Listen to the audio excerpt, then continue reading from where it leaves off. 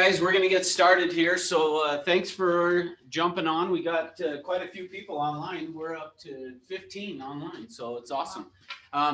We got 2 in person and 1 more at least on the way in person, right? Yeah. So, which is awesome. So today's class, today starts the 12-hour new agent course. And let me close these so they don't just so the whole 6th floor doesn't have to hear me.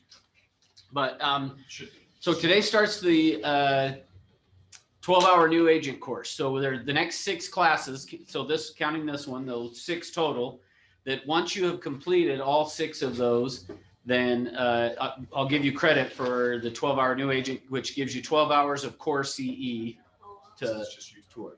Or Utah, yeah. Yeah, I don't think that if we have anybody from California on, you're welcome to stay on, but it's going to have no relevance to you.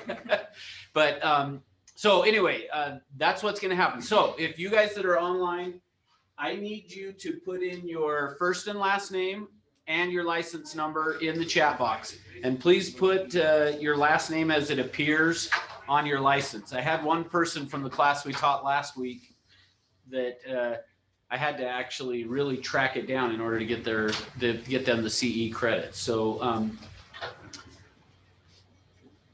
awesome. So looks like we got more joining. I love this. Okay, all right. This is awesome. I didn't know it was required to be in person for a CE credit. So for the time being, the division lets us do it over Zoom. So, but so you're welcome to stay or go Zoom, whatever you want to do. But Rob would love to have you stay, I think.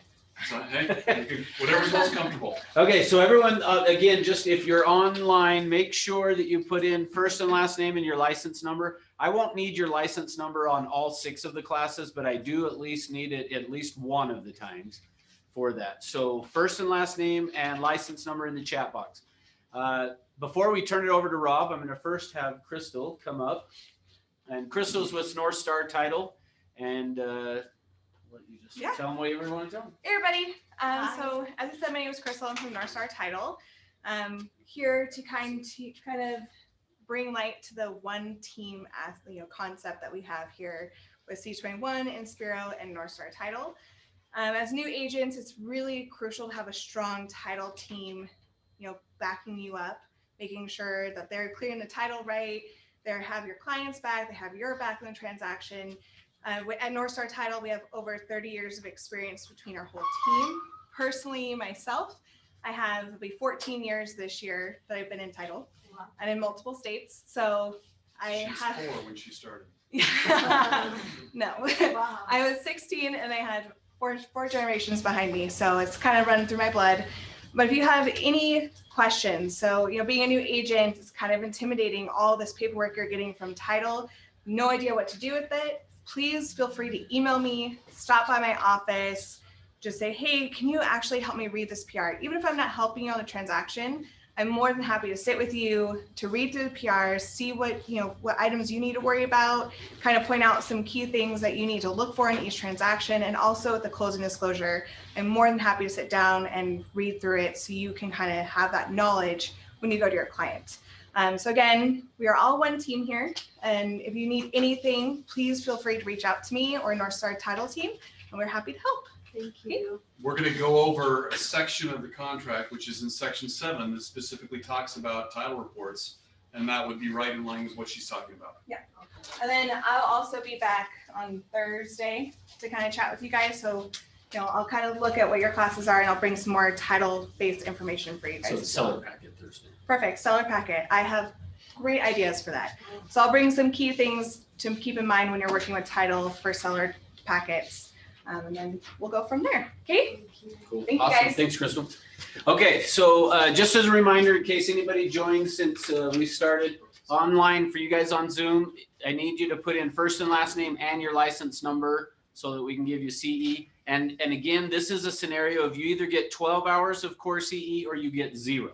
So it's an all or nothing. So it's not like each class is only 2 hours. Just kind of make sure everybody knows that that's how it works. So it's you attend all 6, you get 12.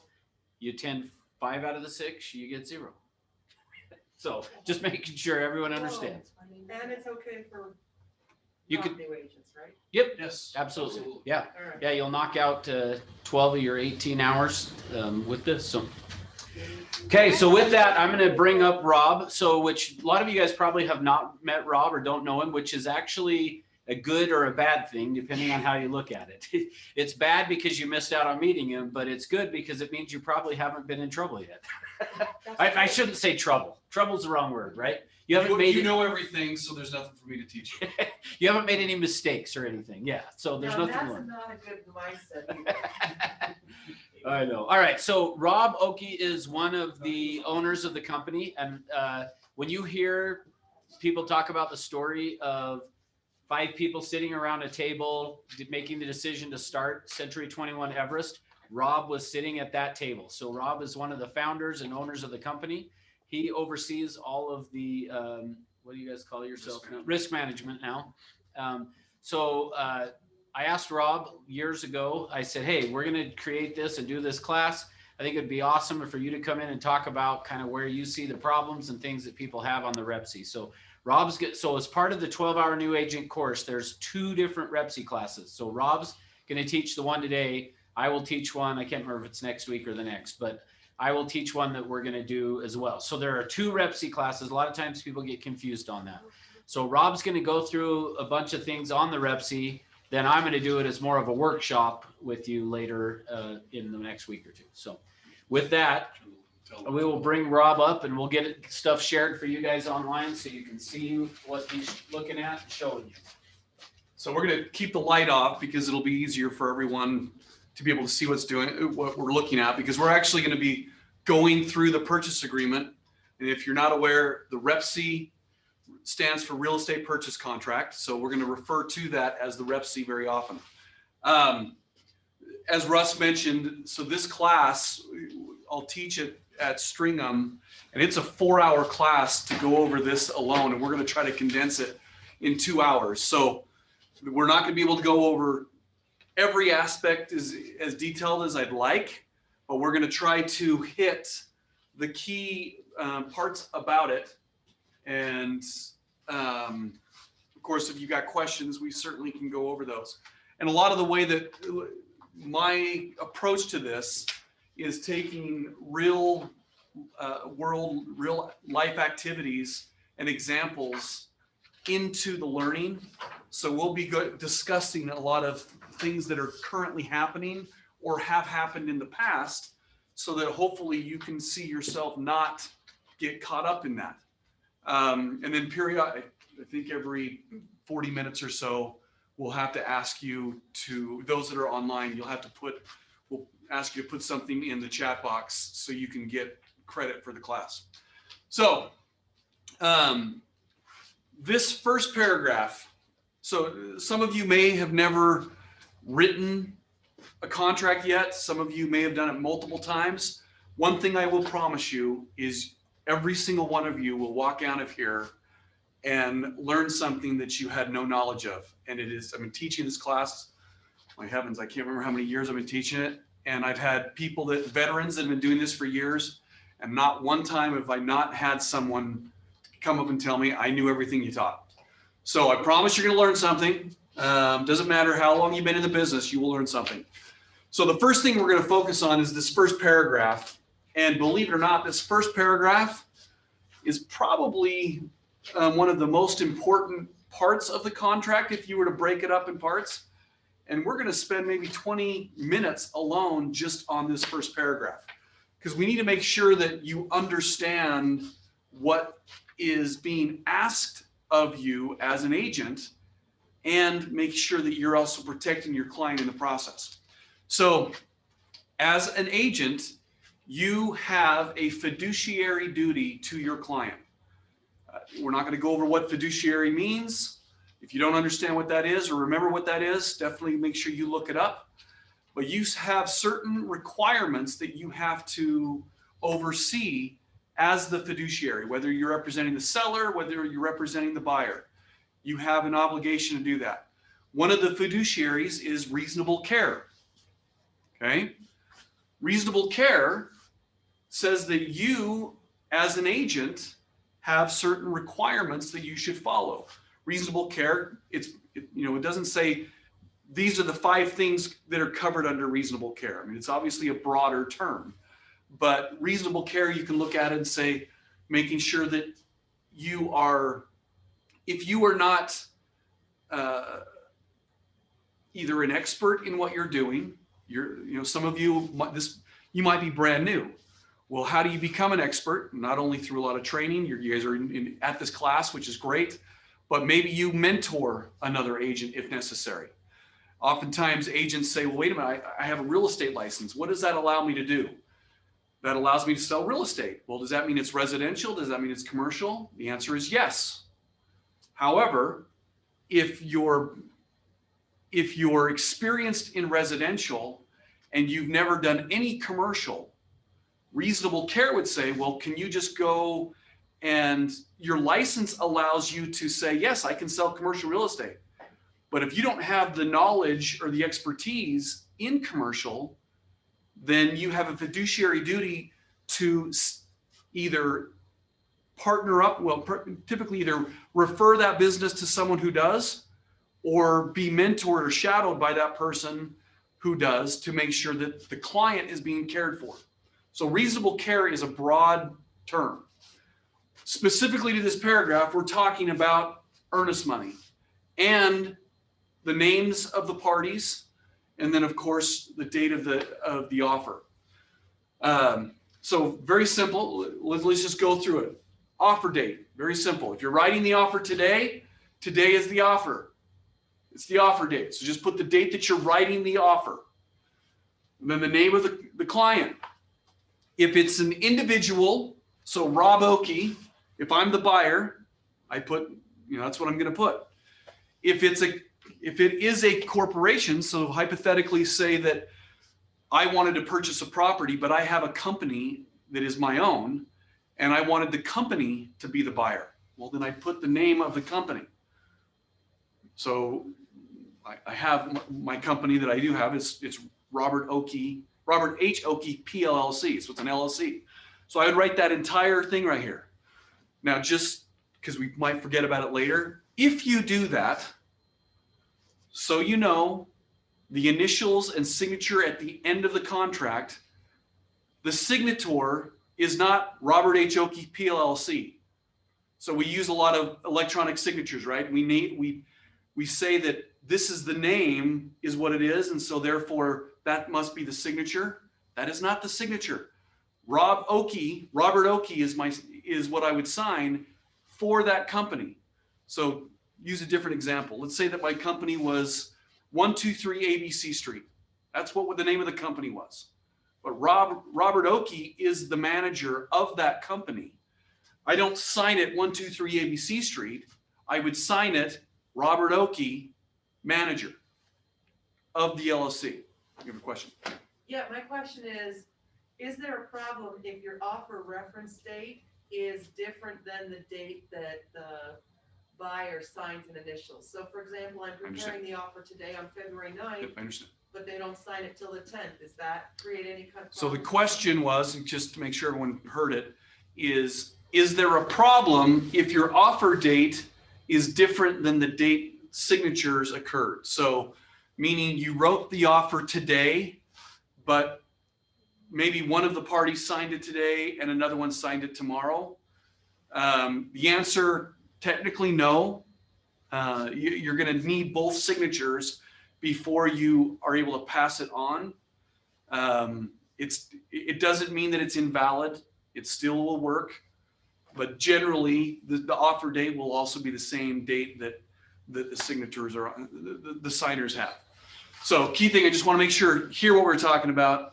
If you do put it in a company name, make sure that the signer is signing their name as long as they have the authorization to sign their name. You don't sign the company. I have a question. Yes. So if it's a company and then you sign, do you need to put a / your title, manager, associate, whatever, or no? Or just So the question was again, do you need to sign the contract? If you put it in the name of a company, do I need to put the title after the signature?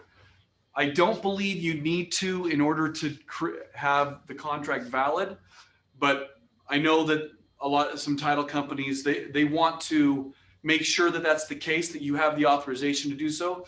Because what more than likely you're going to also have to provide, if you do that, you're going to have to provide a copy of the Articles of Incorporation to validate that you truly have the authorization to sign the contract.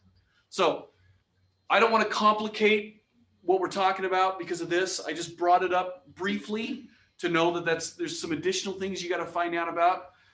If you put it in the company name, it's going to make the process much more challenging unless it's a cash purchase, just so you know. Getting loans in the company is going to be far more difficult than if it's in the name of an individual.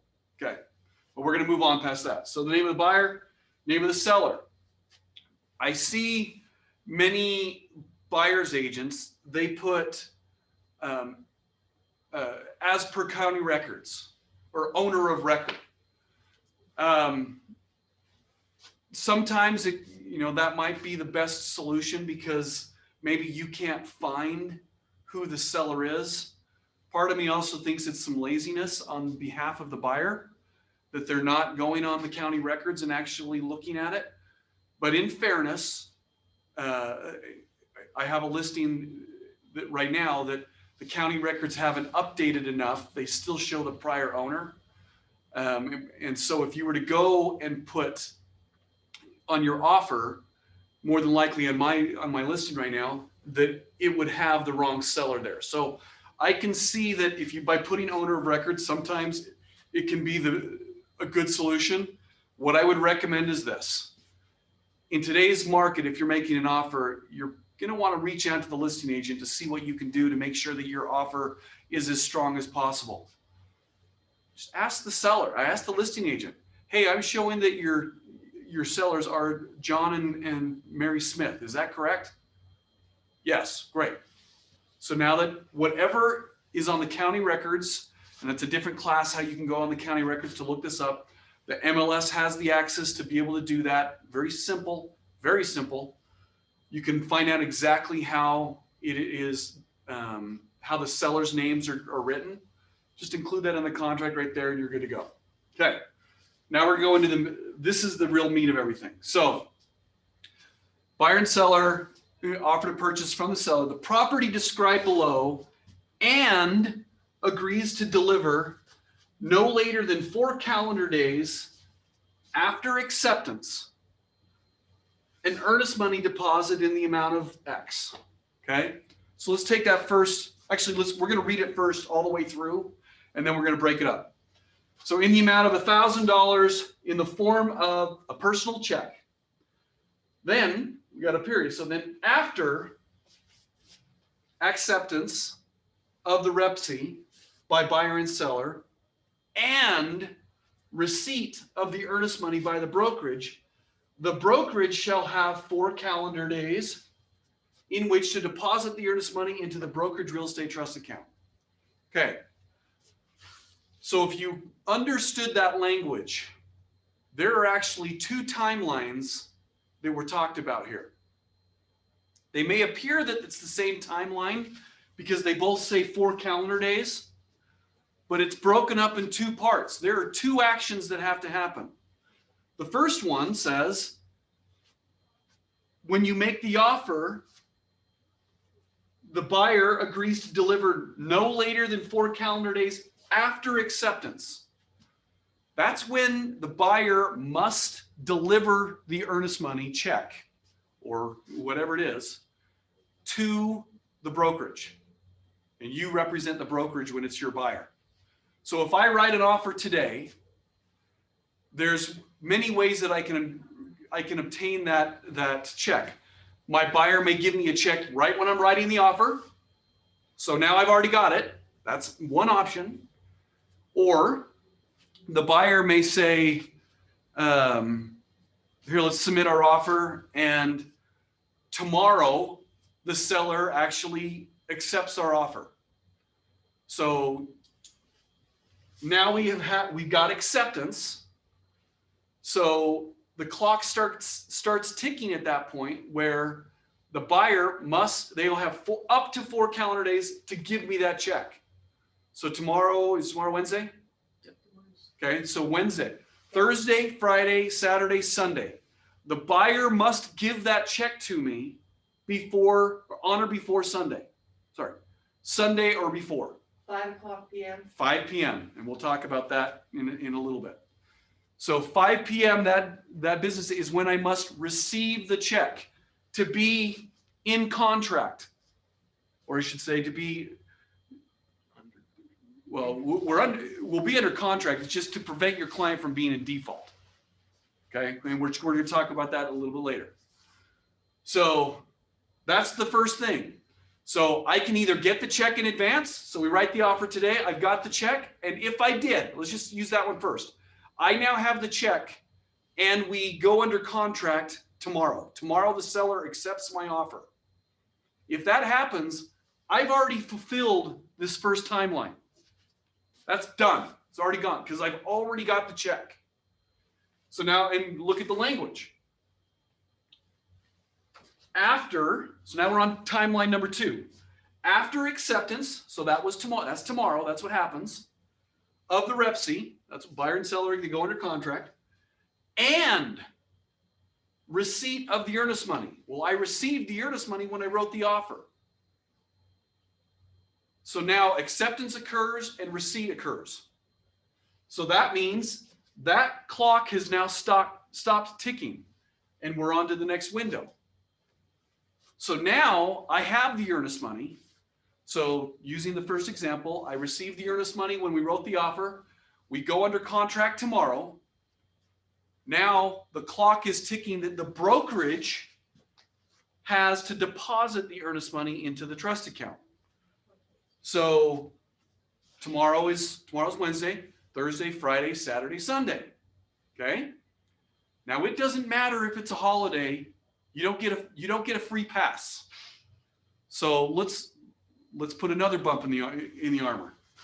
Let's assume that this was accepted on Thursday. So tomorrow's Wednesday, right? Let's say that the seller, we gave them until Thursday to look at our offer, and they accept the offer on Thursday. And I already received the earnest money, right? So I've got the earnest money. The contract is accepted on Thursday. So that means Friday, Saturday, Sunday, Monday. Let's try to get 4 fingers. We'll go that way. Okay. So when does the brokerage have to have the earnest money into the trust account? They'd have to have it by Friday because Saturday, Sunday, Monday are all holidays they can't deposit. Okay. That is the right answer. If you didn't hear the answer was, well, the brokerage would have to have that deposited by Friday because the brokerage is closed on Saturday and on Sunday, and Monday's a holiday. We're closed.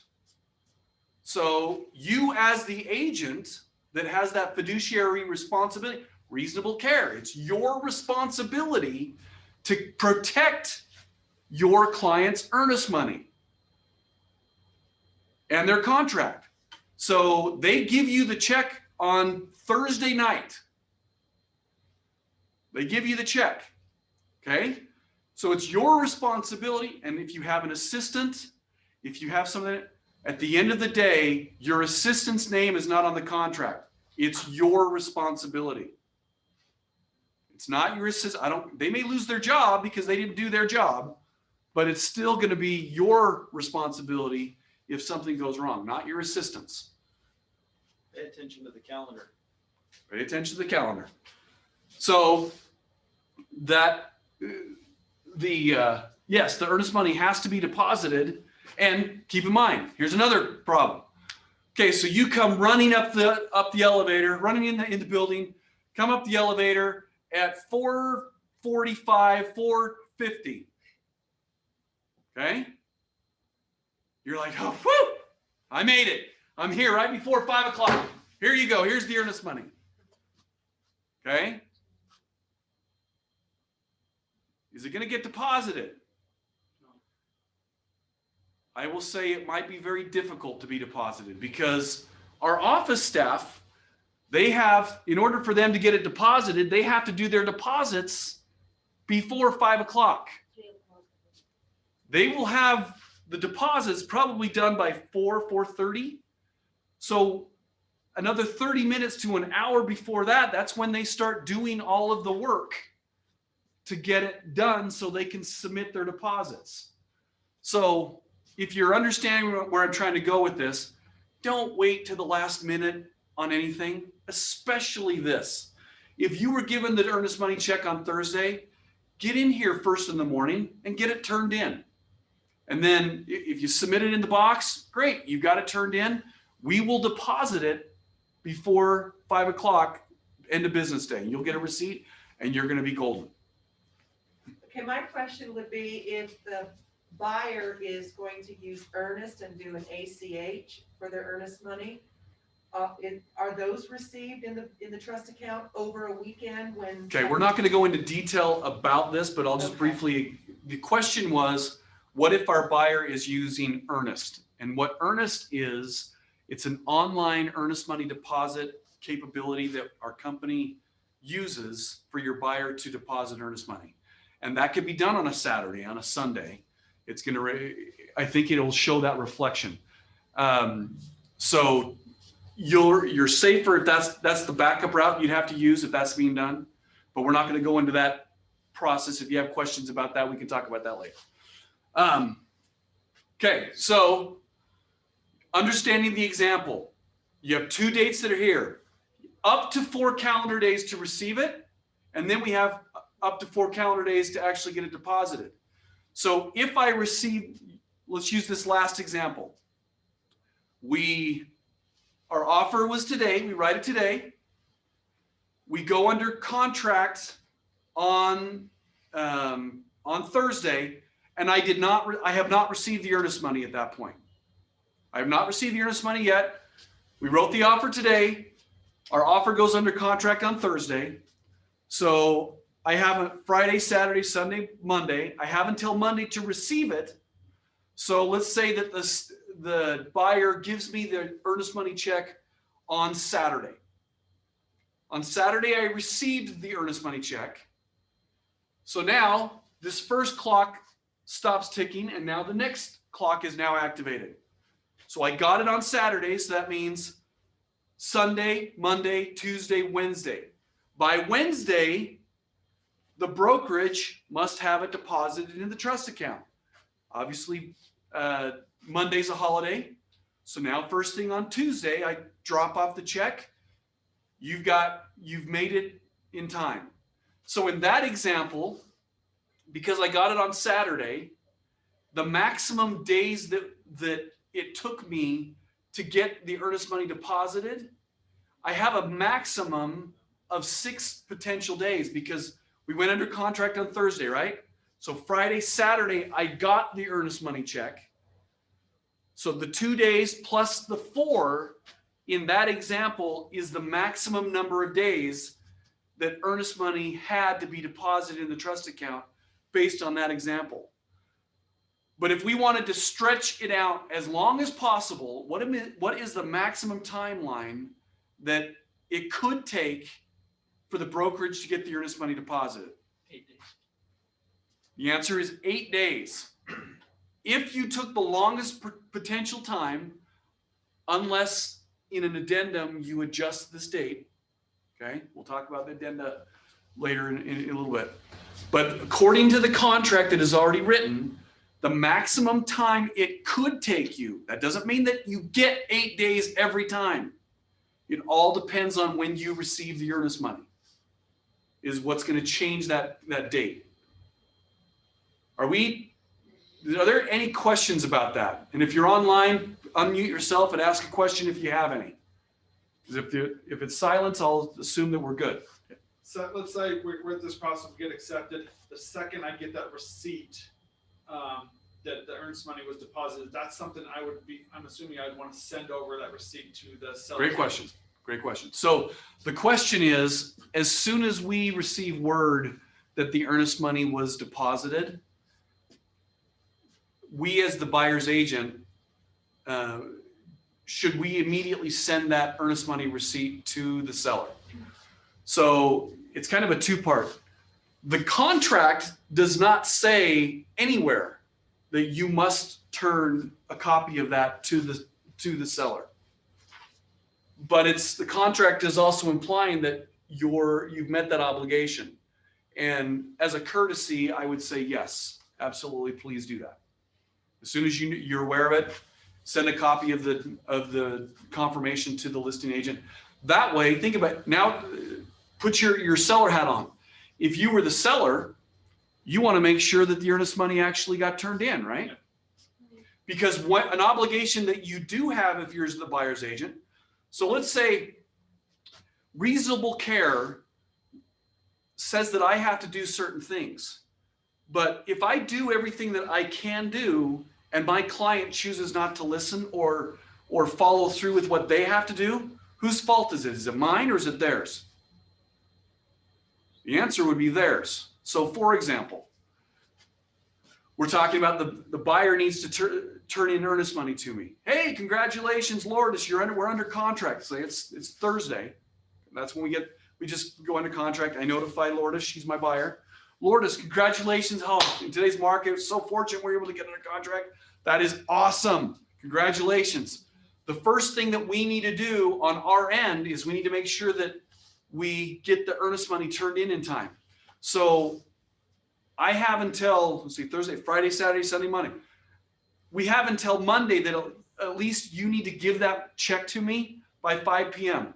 Monday's going to be really tough for me. So I prefer, and I don't like to wait to the last minute. So is it possible that you and I can get together on Saturday to pick up the check? Yes, no problem. No problem. We're good. We're good. We're good. Okay, great. Let's meet at 1 o'clock at such and such location. She calls me at 12 p.m. before we're supposed to meet. Rob, hey, emergency came up. I can't meet. This is not going to work for us. Okay, well, no problem. Is there a way that you can drop it off to me tomorrow? Yes, absolutely. Can do that. Tomorrow comes. She prolongs it. She's like saying, you know what? This isn't a good day either. Now I offer, hey, if this isn't good for you to be able to get together, we do have another option of using Earnest.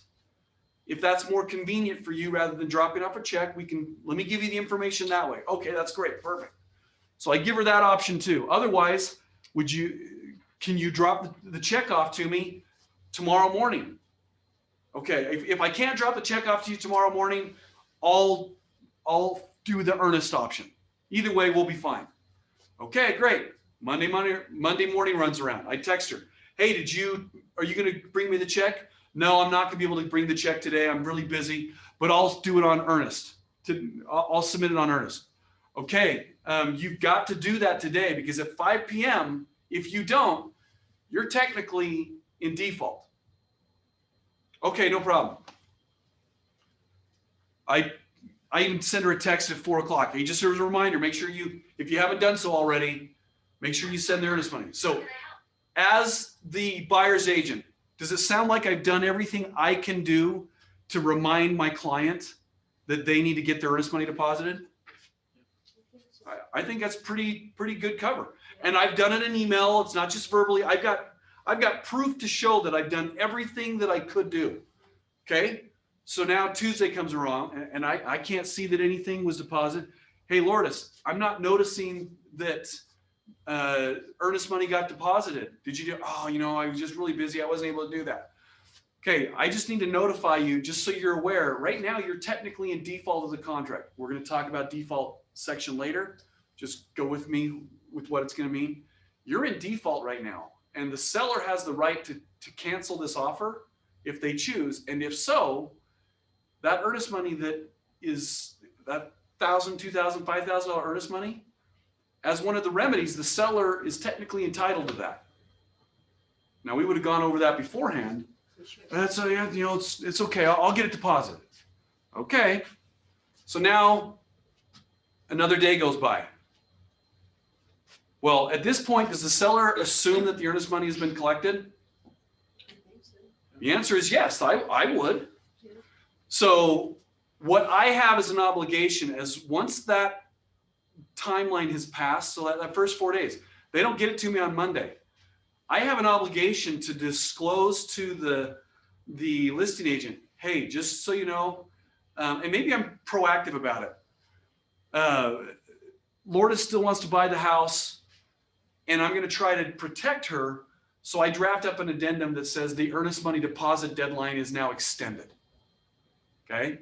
And hopefully the seller's willing to sign it. Oh, you know what? It was the holiday weekend. They lost track of the time, whatever it is. But they're bringing over the earnest money check today. Just letting you know it hasn't been deposited yet, but here's this addendum that my client's already signed, extending the earnest money deposit deadline, and we'll get it today and to get it deposited. Mr. Seller, if you're willing to sign it. If they sign it, great. I'm no longer in default. We fixed the problem and we're golden. But if the seller says, you know what? We're no longer interested in you as a buyer because we've got a better offer that we now received. And so we're going to cancel the contract based on buyer default. And we would like that earnest money check delivered to us. And we're going to accept this other contract. Can they do that? The answer is yes. And we'll go over the detail of that later on. But do you see how in that example, as the agent, did I try to do whatever I could for reasonable care to protect my client's earnest money? If they didn't do what they need to do, I can't control that.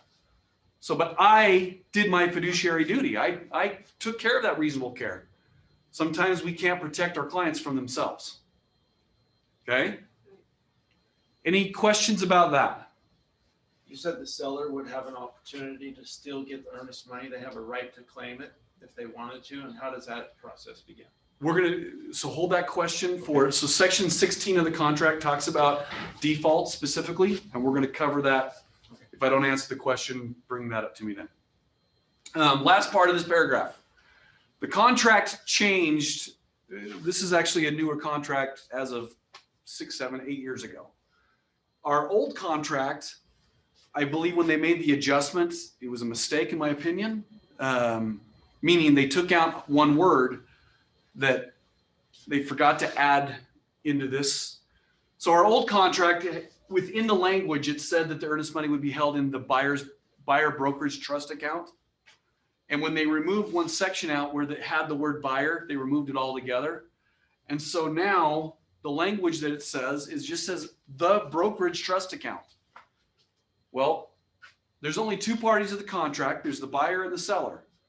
And if they are each represented by an agent, therefore they're represented by a brokerage, then the contract says the earnest money must be held in the broker's trust account. So it's either going to be the seller's or the buyer's.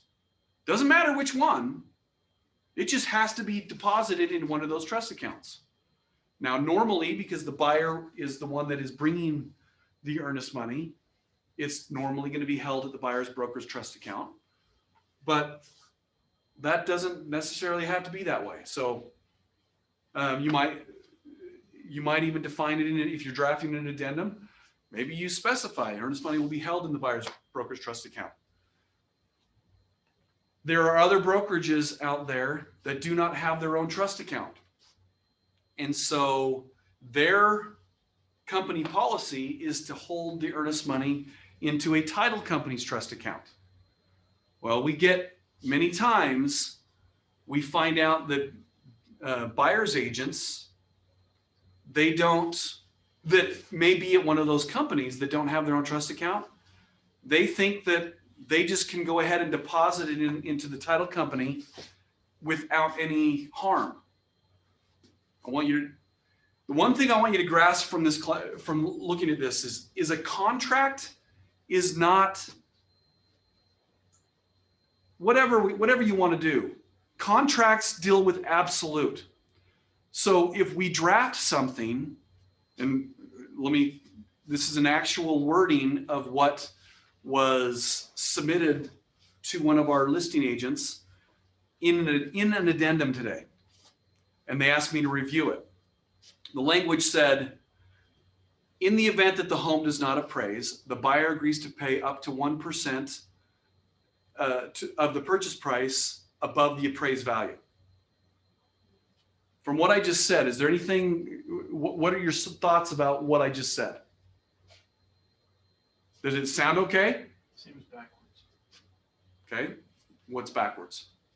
They're gonna pay more even if it doesn't appraise for something. So just so you know, in today's market, because it's so competitive, buyers are basically trying to tell the seller, hey, if the home doesn't appraise, if you accept our offer, we're willing to even, let's say the offer was for 400,000 and the home appraised for 380 and the buyer agreed to pay $10,000 above the appraised value. So what a buyer is basically saying, we want the house, and if the home appraises for less than the 400, we'll pay up to $10,000 above the appraisal if you accept our offer. So their wording was, if the home appraises for less than the purchase price, the buyer agrees to pay up to 1% of the purchase price towards for the purchase price. Well, I think there's not clarity in the up to 1%. Okay, that's what I was looking for.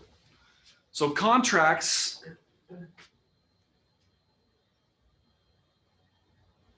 need clarity. I mean, they have, absolute is a must because it's either this or that. If you don't do this, then this is the consequence. So that's the answer that I gave back to the listing agent. I said, well, right off the bat, I don't like the answer because up to 1%, what does that mean? So if it was 400,000, is that $4,000 that they're going to pay, or is it $4? Who decides? What does up to 1% mean? There's other reasons why I don't like that language anyway, but I wanted to use this example. So up to 1%, the person drafting it, I'm sure they're like, oh, this sounds awesome. This sounds great. But when you look at it, when you look at a contract, you need to have clarity. So up to or TBD, I'm going to tell you right now, I don't want to see any TBDs on anything. Okay? Buyer and seller, when you're forming a contract, how can you form a contract? Because one of the elements, first off, I got to give this disclaimer. It's a little late, but I'm not an attorney. Okay? I'm not providing any legal advice, but I am giving a lot of applicable advice. I've been doing this for 26, 27 years. I work with attorneys all day long, and specifically dealing with these contracts.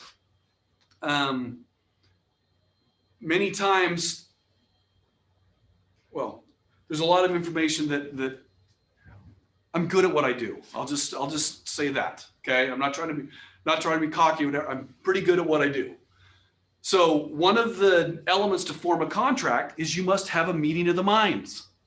So if something is to be determined, do you have a meeting of the minds? Do buyer and seller know? If I put in price, the purchase price of the property to be determined. Why? Hey, you know what? Well, we're good. Let's just go under contract. Let's tie up the property rate. We'll worry about the price later. Everyone will be honest. Yeah. Look, I have your best interest in mind. Don't worry about it. Have you had that? I get stuff all the time. Everything. Nothing will surprise me anymore. So, but I'm getting at dates. Let's say that, settlement date to be determined, because it's new construction. You're building the house. You don't know when the closing is going to come. So we put to be determined. Let me ask you the question. If you do that, how can buyer or seller cancel after a certain point? Because we're canceling because it's taken too long. Well, the contract says we haven't agreed on a date. You don't have absolutes. So never do TBD on anything. So, but we're moving on past this. So the key part about this broker's trust account, okay? That is a lot of information that's taken all this. I told you this is going to be a lot. We're now going to be blowing through a lot of this stuff. Okay, hopefully you guys understand this key part. Main reason why I spent so much time with it is because the division, their job is to protect the public. And anytime the public's money has been lost, they're trying to figure out why. So they're going to come after you and me. Now, my job is the broker, so in order to do my job, I have to show that I've educated our agents so that if our agents make a mistake, now some of it may be intentional, some of it may not be intentional. If I can show, hey, I trained our agent, we did what we could, and they still made the mistake, they at least say, okay, they're the ones at fault and we're not going to come after you. Okay, but if I don't do that, they can come after the agent and me. So, Can you close up the concept about the title trust account being used as the deposit? So yeah, I kind of that's left on that. itemized. So the question is, can we finish talking about where the title company trust account versus the brokerage trust account? I'm just going to leave it at this. We have to follow the contract. The contract does not say that you can deposit the earnest money at the title company. There is an addendum that you can write, and if buyer and seller agree to it, then now you've changed the term of the contract and buyer and seller agree. Earnest money will be held at the title company. But the contract does not say that by default. So if that buyer deposited the earnest money with the title company and it was not in the contract, it's as if they never deposited the earnest money at all. And they would be in default if they passed their window. Follow the contract. Okay, we've got to move quickly here. Okay, now we're getting into the meat of the contract. This first part, identifying the property. Included items. Okay, there's a couple of key things that have changed here that I want you to be mindful of. This newer contract incorporated some things that we're now used to in technology. Solar panels. It's a big deal. Are those cheap? No, they are not. If the contract says that those items will be included unless specified otherwise.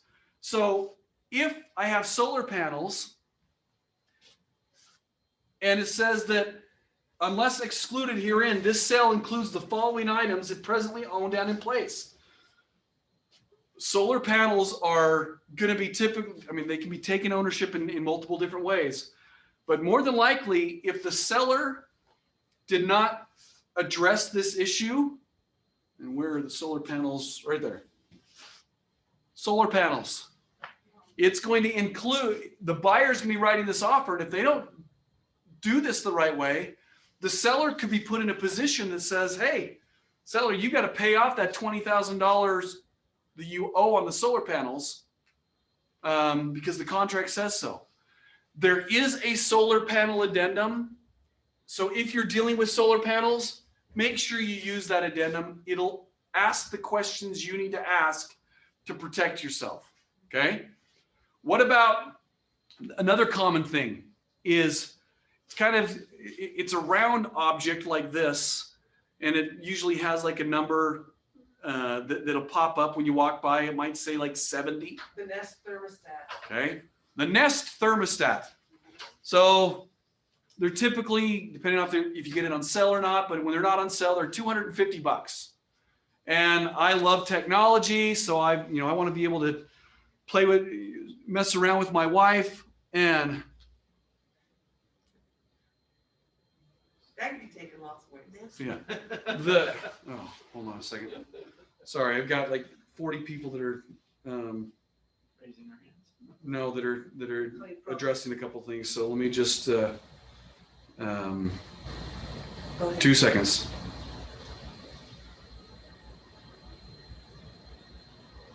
I can get.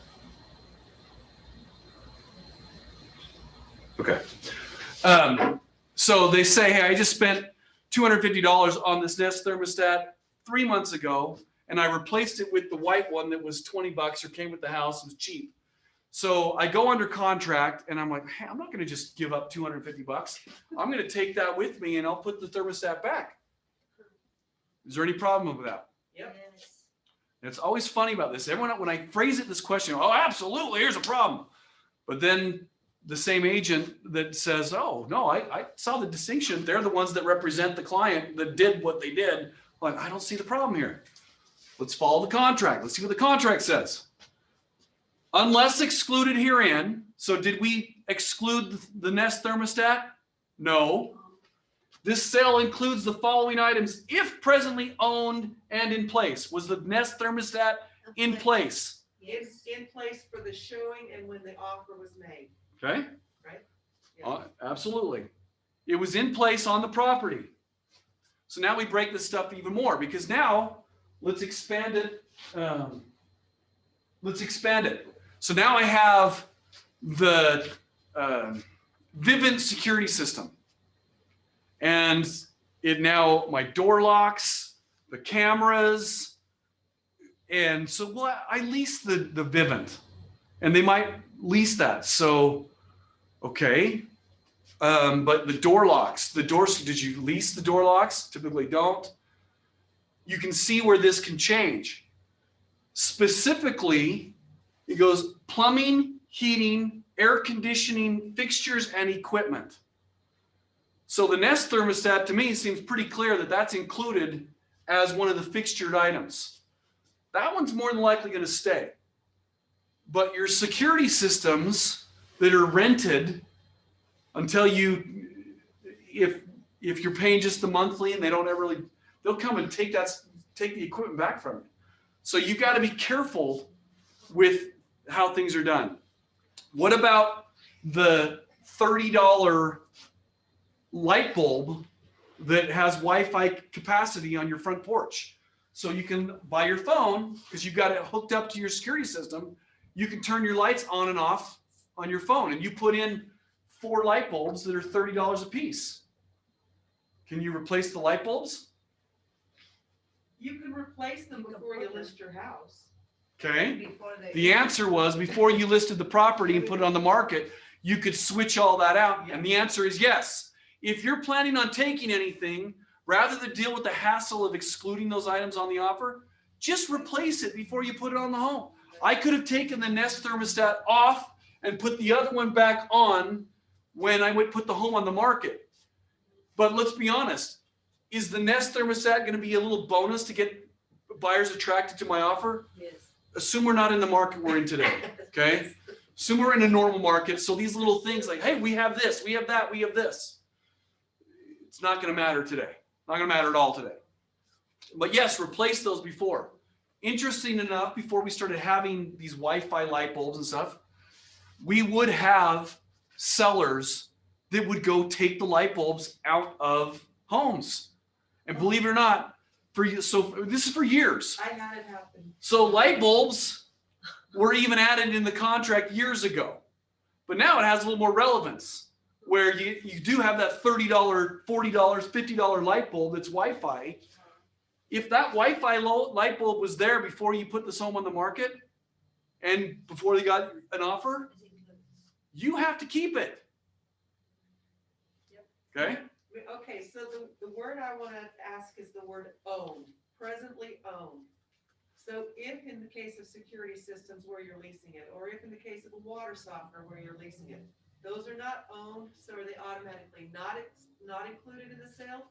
Or do you have to have specific language that they're excluded? Yeah, so the question is dealing with the word owned. And this always comes up, well, if the water softener is rented versus owned or being leased, solar panels you may owe money on that. Security I'm just getting security system, same thing. And my answer is going to be, it depends on how ownership is defined. Do you own your house if you still have a mortgage? No, absolutely you own your house.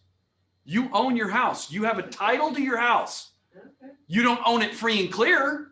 You owe money, but you have a title to your house. You have a deed to the deed is being held by someone else saying, hey, when you sell your house, because you don't have to go ask the lender if you want to sell your house. Right. You own your home, but another person has an interest, if you want to say, in your property.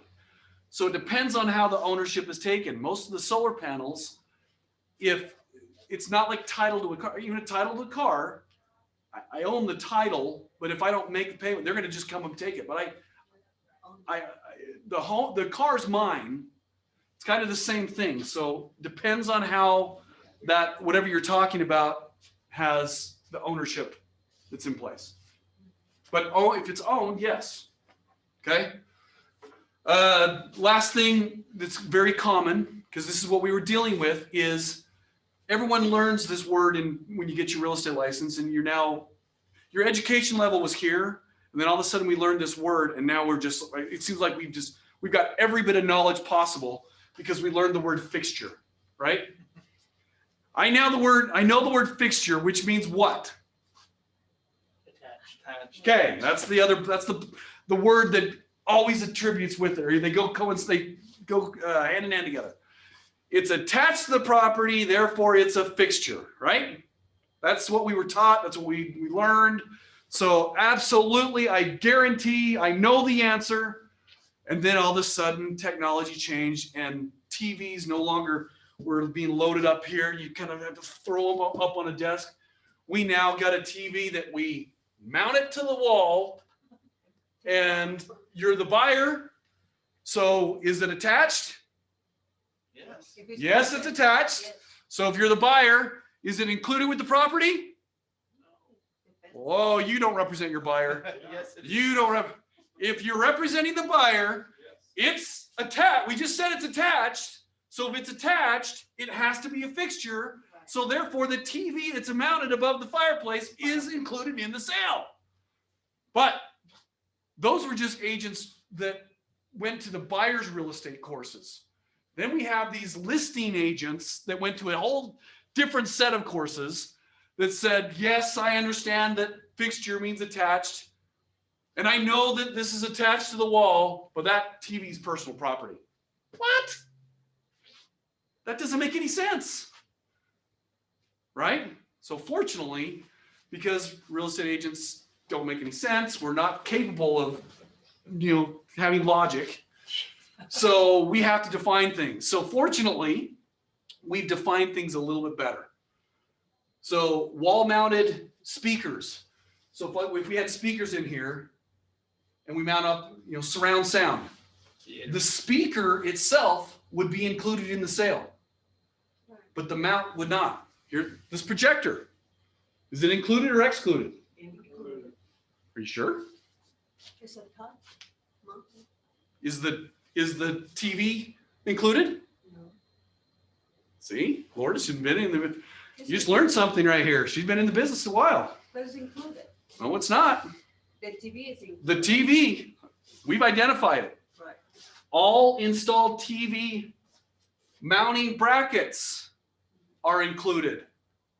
It doesn't say the TV is included. Satellite dishes, all installed TV mounting brackets, all wall and ceiling mounting speakers, affixed carpets. It doesn't say the projector. It doesn't say the TV. It says the brackets. So, but this is a great exercise. Is it possible that, I'm not to pick on you, but you've been in the business a while, right? I don't care. That's No, fine. This is a new thing. Right. started. I'm looking at it here. You've been in the business a while. And even what if I assumed the projector's included? Well, the other one says, no, it's not. The point being is there are things when you list the property or when you make an offer on a property that your client may want. And if there is uncertainty as to whether something is included or excluded, put it in the contract. Could I clear things up? That we say, hey, the projector in the downstairs basement included. And if they accept the offer, have we now specified, is that projector included or excluded? It's there. There's clarity. Now a lender may say, we don't want that included. That's a different issue. We're not talking about that stuff. But did I clarify something that had uncertainty? The answer is yes. So just, if there's things that you want to include or exclude, make sure that you address those issues. Well, I'm pretty good about doing that, so I Yeah. don't need to worry about it. That's fine. I wasn't trying to pick on you for anything other than the fact I of just wanted to let you know that we I'm all learn stuff. very detailed about Okay. my exclusions and inclusions. Water rights, real quick. The contract already says, normally I walk you through this, but we gotta move quickly. We gotta take, run out of time. So it'll say the following water rights or shares, if applicable, are specifically excluded from the sale.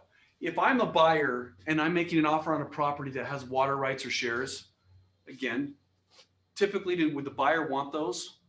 Yeah. Yes. Now, for those that may or may not know, water rights and shares, the seller has the right to retain those. So they don't have to sell those if it's not part of your culinary system. It'll say if it's not included in if these legal source for water is not the culinary water. So we live in more of the suburban area, but there's still certain cities, certain locations that also have additional water share. They may have a well that's there, and that seller has the right to hold on to those. Those water rights and shares have value. So if I'm the seller, I may want to keep those. So if I'm the seller, naturally a buyer is going to submit an offer, they're going to leave this blank. And if they leave that blank, that means those water shares that exist are automatically included. But if I'm the seller and I get an offer that's right here, I may want to look at this and like, ooh, no, my client has 4 waters. And this is a real example with one of our agents. Their seller had 4 water shares. They were valued at $2,500 a piece. It was a $12,000 commission that they made. Unfortunately, 10 of it went right back to their client, the seller, because the seller told the agent, I don't want to include the water shares. And they said, okay, great. But they forgot about it. And it cost that agent 10 grand. So their $12,000 commission went to $2,000. Really? Okay. So just be mindful of that. Purchase price.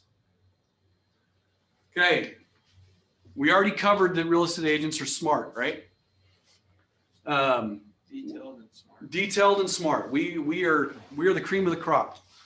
But somehow we missed one of the mathematical classes that we took. And if this number is 400 here, so that's the total purchase price, the buyer's agent may still write 400 here, but many times those numbers never add up to 400,000. I know it's pretty complex math, and we're going to go through a quick example here. So purchase price is 400 grand, and I'm going to try to do this in my head to prove how smart real estate agents are. We're going to say that it is a $5,000 earnest money that we're holding. Okay. And the buyer is going to put 10% down as their down payment. Okay. 45,000. Do you guys have so it's a $400,000 purchase price, $5,000 earnest money, and a $10,000 deposit or down payment. 10%. Sorry, I said, you're right. 10% down payment. 40,000. Okay. So if those are the numbers, that's what we got here. What number goes here? 5. Okay, the answer so far here has been 5. We're doing good. We're doing good so far. Okay, we're not going to have additional earnest money, so this is blank. We're not filling in. So if we're putting 10% down, what is the loan amount that we're going to have here? 355. Okay. 55 because you have $5,000. Okay, so let's say the answer has been 355 right here. Okay, so we're not doing any seller financing. Balance of purchase price. So if we're getting a $355,000 loan, what number goes here? 40,000. Balance price cash. I should be 40,000.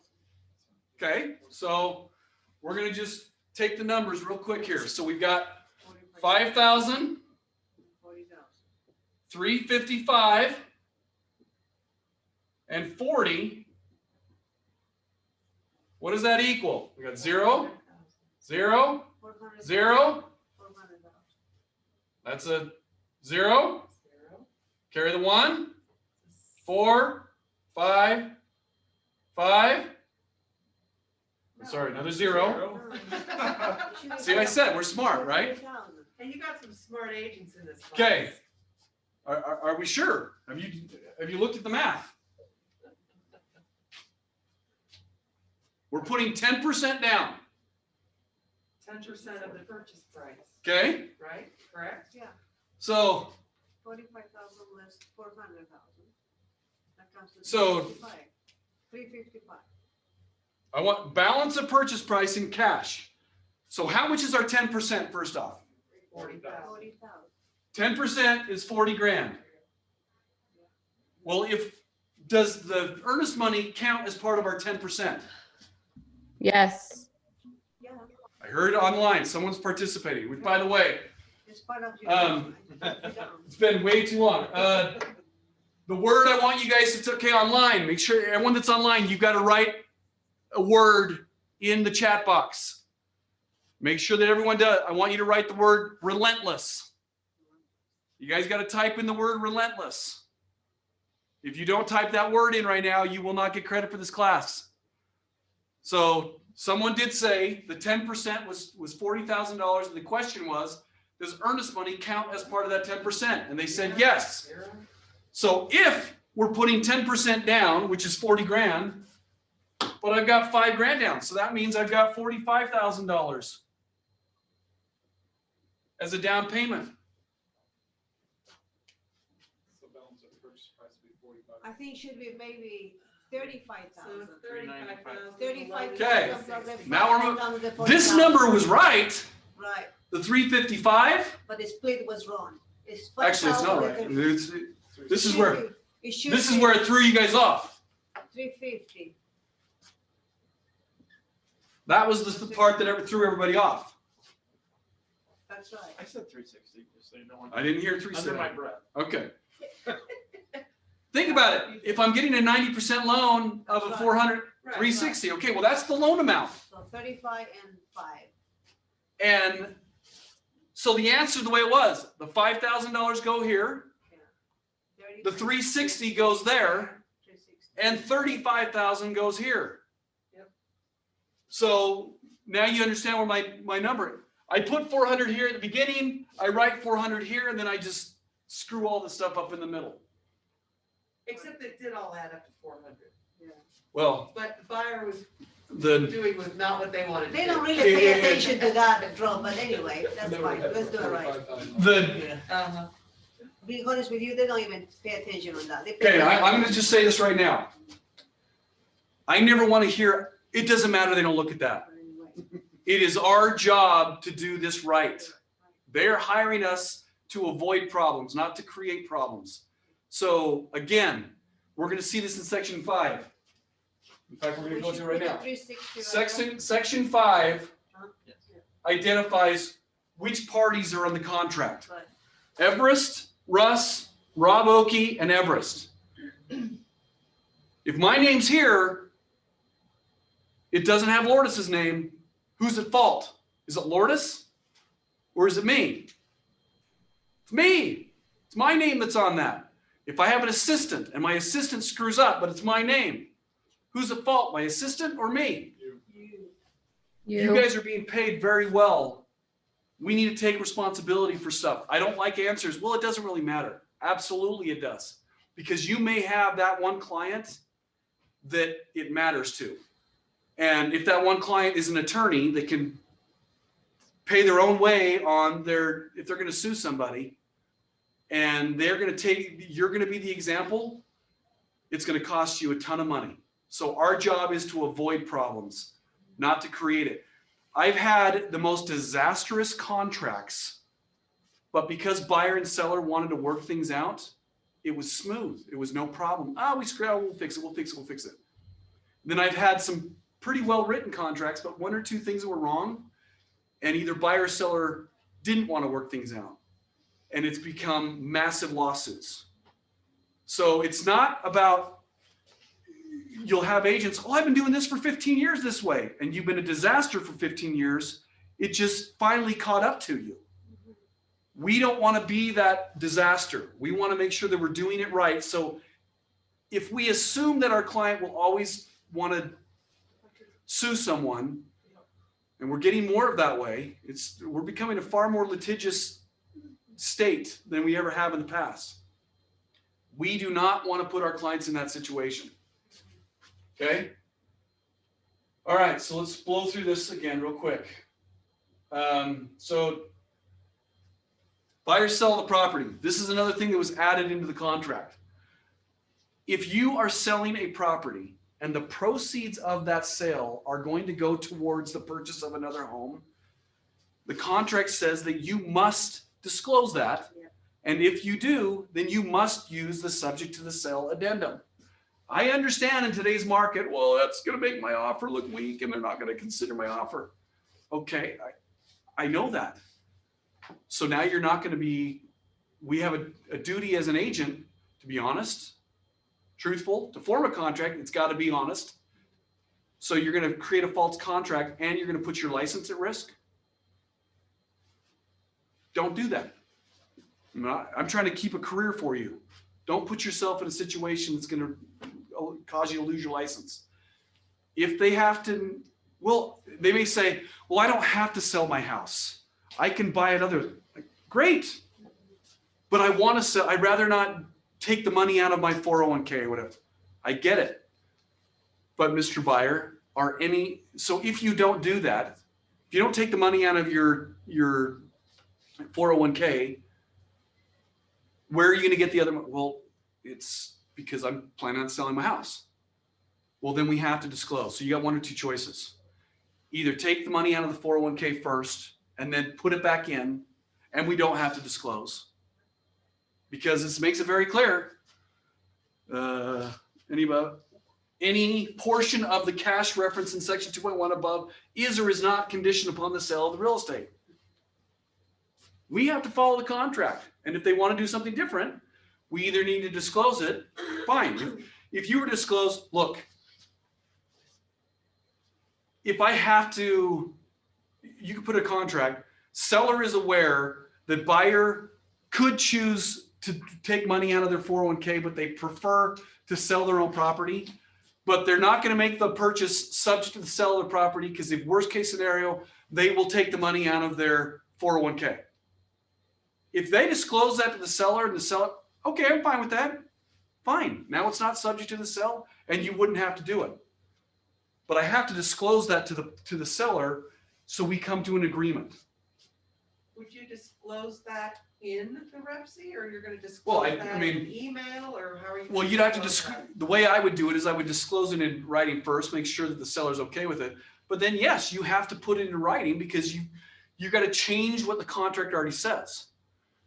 Buyer and seller agree that buyer does not have to make this offer subject to the sale of home because they will, if necessary, they will take their money from their 401k. So what would you do? You'd write is not and then send an agenda with that information? Yes, you could either way. Is not makes the most sense in that case. You have to prove that there's enough in the 401k. If I'm the seller, the contract doesn't say you have to, but if I'm the seller, I'd want to find that out. Please provide evidence that you can do that in a timely manner. Because it also may take 60 days to get the money out. How can you do it in 2 weeks? So you want to ask those questions if you're the listing agent.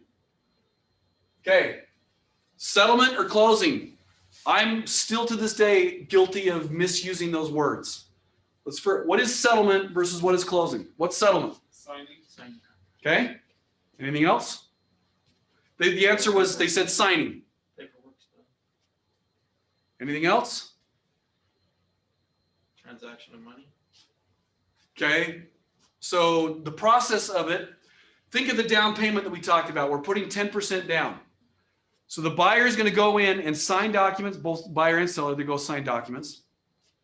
And then the buyer, if they have their money that they're putting down, they have to bring that in as well. So that 40 grand, the 35,000, I've already got the 5 in it, but the $35,000, I'm going to have to wire that to the title company. So the title company has the other part of the monies. And so all of the signing has occurred. All of that money has been brought to the title company. That basically is settlement. Closing is when now the lender sends over the 360 to the title company. The title company's collected everything, including all the signed documents. And now once they have everything, they can now pay all the parties that need to be paid to escalate the transaction. And then once that's done, they will record with the county recorder to change the ownership. So that's where recording happens. And when recording happens, the deal is now closed. I'm guilty as well with our clients. Hey, we're going to closing. I misused the word. I know the difference, but just when I'm talking, oh yeah, when's closing? Oh, it's this. Well, it's when settlement. And the reason why it's important to know the difference and use it right is because when you say the word closing, your client may thinking, you told me at closing I was going to get the keys. And you've been using closing as the word when we come and sign documents. So we, as agents, create the problem. So if we find ourselves screwing that up, and again, I'm guilty of that. Settlement is when we're going to go sign. As soon as the funds are recorded, that's going to be closing. That's when you're going to get the keys. I apologize if I misused intertwine the words, but that's when it is. So I'll use the recording because even closing, you never know. Recording, I usually will tell them. Recording and closing as are the soon as same. your bank pays the other bank, then I can be able to give you the key. well, In Yeah. their own words. In a I'm just simple saying words, that's what recording and closing is the same thing. Once it records, that's when it has closing has occurred. The title didn't explain that to me that way. They got to be recorded. That's what it means. The purpose of the closing means that the settlement has been completed, the proceeds of any new loan have been delivered, and the lender, whatever the escrow, the applicable closing documents have been recorded with the county recording, which is recording. So once recording has happened, which would normally, so here's the difference. It's not the same because, just a second, when I call, because I'm really very good about calling the title myself. And I said, is it all done? And they go, we already sent the funds, but we haven't recorded yet. I know, so we'll therefore call it you hasn't another closed. An hour or 2 hours, and then when it's recorded, finally the house is. Right, so it hasn't closed if it hasn't recorded. So That's there what I- is a difference between recording and funding.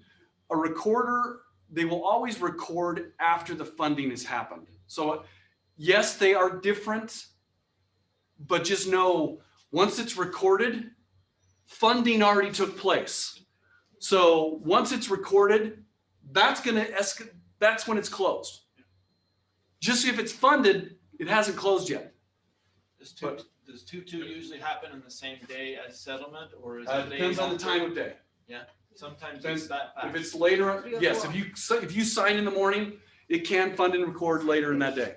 But if you sign at 3, it'll fund and record the next business day. Okay, possession. Actually, just read that one you can read on your own. This one right here on dealing with proration assessment. This is specifically talking about fees, transfer fees. Real quickly, I want you to just know that dealing with transfer fees, this is becoming more common, like with HOAs, that a change of ownership fee. 3, 4, 5 years ago, when it was less common, it was more of a bigger issue. People were unaware of it. It doesn't matter what the fee is called. It even says it in this language here. It just says whatever they refer to that fee in order to, if it's going to, by changing ownership, it's going to escalate that fee, then whatever you decide who's going to pay for it, HOA entry fees due upon change. Put this up a little higher.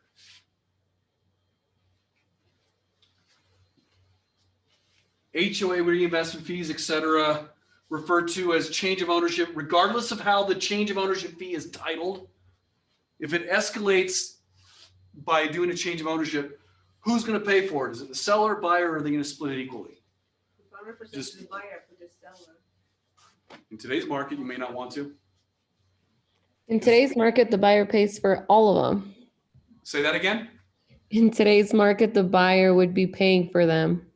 In today's market, if I saw an offer that had the seller pay for it, that's definitely going to be a weaker offer, especially if there's like Daybreak, they have a 0.5% transfer fee on the purchase price.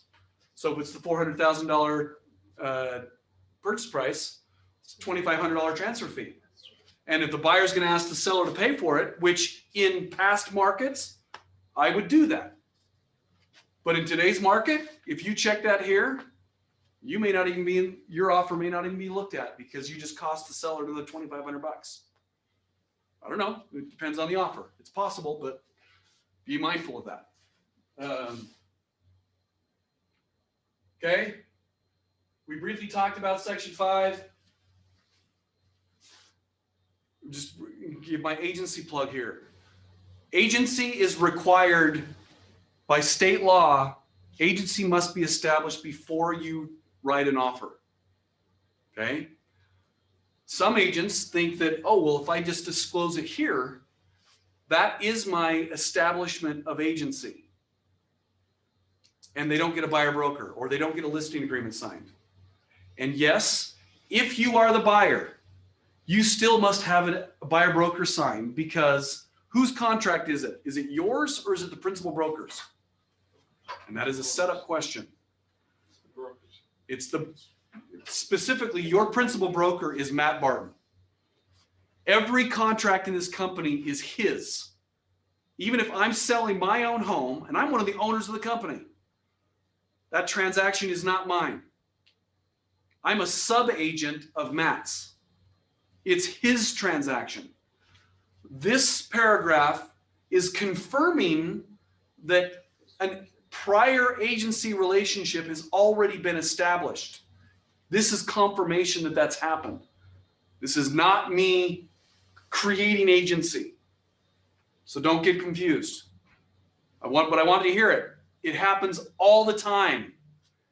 Well, I'm the buyer. I didn't need to worry about agency. It's not your transaction. So even though you're the buyer, you still must create agency. Okay? Title.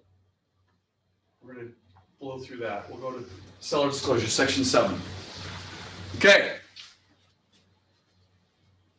In case you did not know, there is more than one document when it comes to seller's disclosures.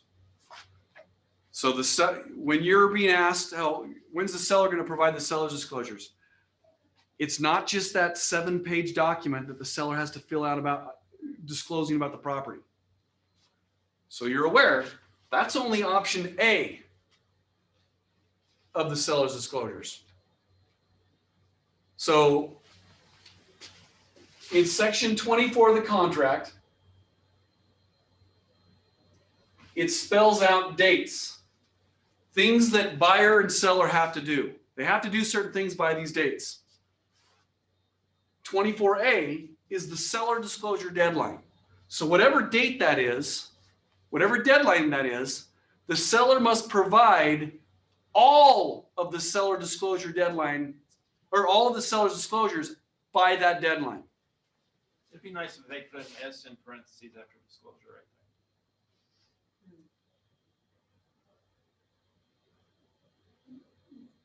right Yeah, that could be a there. suggestion. Reminder. Yeah, could be a suggestion. So we go back to section 7, the seller's disclosures. Option A, all the property description that's due. So I just had a listing that it just went live today. And I guarantee I'm going to get bombarded by offers. I'm going to get bombarded by showings like crazy. And my seller wants to take more time than just one day. But if it was a seller that didn't want to show the property for very long, and if they got a great offer today, is it possible that home could be under contract tonight? Yes. Like, absolutely, it's possible. And if the buyer said that the seller has 2-3 days to provide the seller's disclosures, if I've never even ordered my title report, which is now option or number C, commitment for title. The seller has to provide a copy of the title report to the buyer. And I'm here to tell you that the title company, if they're behind, it's going to take some time to get that information for you.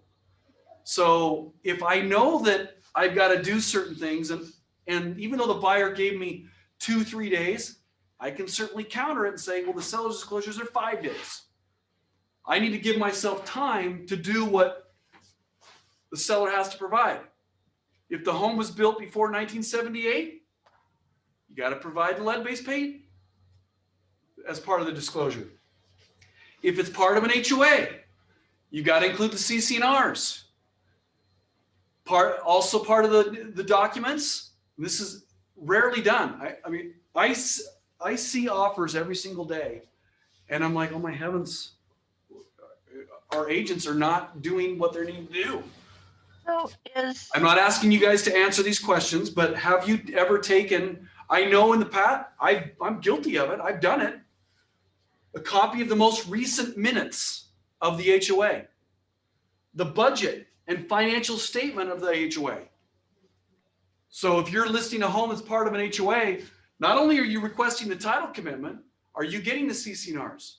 Usually your title company will send over the CC&Rs and title commitment combined, so you don't have to do much work, but they're not going to be able to get the minutes and the financials.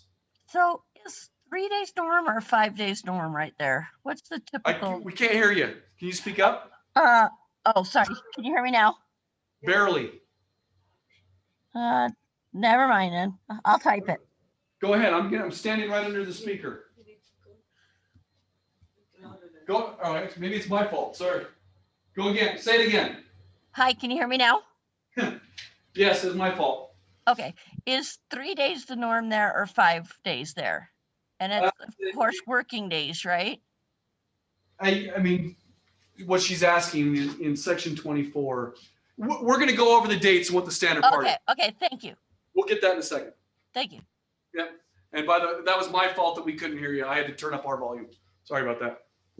So if the HOA has a website where all of Okay. the budget minutes, rules, So, and regulations, great everything's question. located, can you just Great. send that link to the? So the question Okay. is, if the HOA, which a lot of them do right now, they have a website that you have to go and access. And if you're the listing agent, if you just send that link to the buyer, have you fulfilled your obligation? No. Let's read this.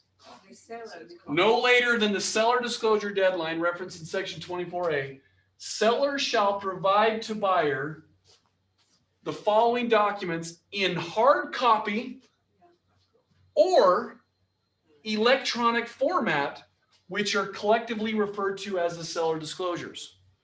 So the question was, can they send you a link to download all that information yourself? No. I haven't heard anything legally that a case has been pressed against this issue, but a link is not a hard copy and a link is not an electronic format. A PDF would be an electronic format. A link that takes me to another location where I have to find the documents and delete it, in my definition, would not fulfill this. So the answer to that question, I would say, is no, but I haven't. So provide them the documents. On one of my listings, my seller couldn't really do it. He was too busy, and I tried to do it, and this HOA told me that I can't, even though I'm the listed agent. The seller needs to do all that stuff. Right, because legally the HOA The privacy- doesn't provide, privacy, whatever. we as the agents aren't there. So it's the seller. So if the seller's not going to do something, say, hey, I don't have the ability to access the minutes or whatever. I will not provide the minutes. Okay, so then you want to make sure that you do an addendum that says, number one. Where'd it go? D. No, sorry. No, right? E. Section 7.E shall be removed from the contract. Seller shall not provide any minutes or whatever. And if buyer signs off on that, great. Now they don't have to do that. See how I can solve the problem? But if I don't address it, I haven't solved it. I've just put my client in a tough position. But I can solve it. We just need to know what we need to solve. Okay, section 8. Section 8, got a section. Military background. This is your get out of jail free card, as we should all know by now. However, in today's market, this isn't even really much help, because a lot of buyers are making their offers, removing a lot of these contingencies. So just to keep things moving along, section 8 talks about 8.1 talks about your due diligence. 8.2 talks about the appraisal, and 8.3 talks about the financing. All of 3 of those are part of the buyer's due diligence, their conditions of purchase that are included in the contract. You have the choice to determine if the buyer is going to make their offer that it is conditioned upon the due diligence or it's not. It is conditioned upon the appraisal or it's not. It is conditioned upon financing or it's not. You get to choose that. So this due diligence is specifically talking about repairs and inspections. The buyer's right to determine, based on the condition of the property, whether or not they want to pay for it. Of course, the appraisal is whether or not, if the home appraises or not, if they're going to have to buy the property.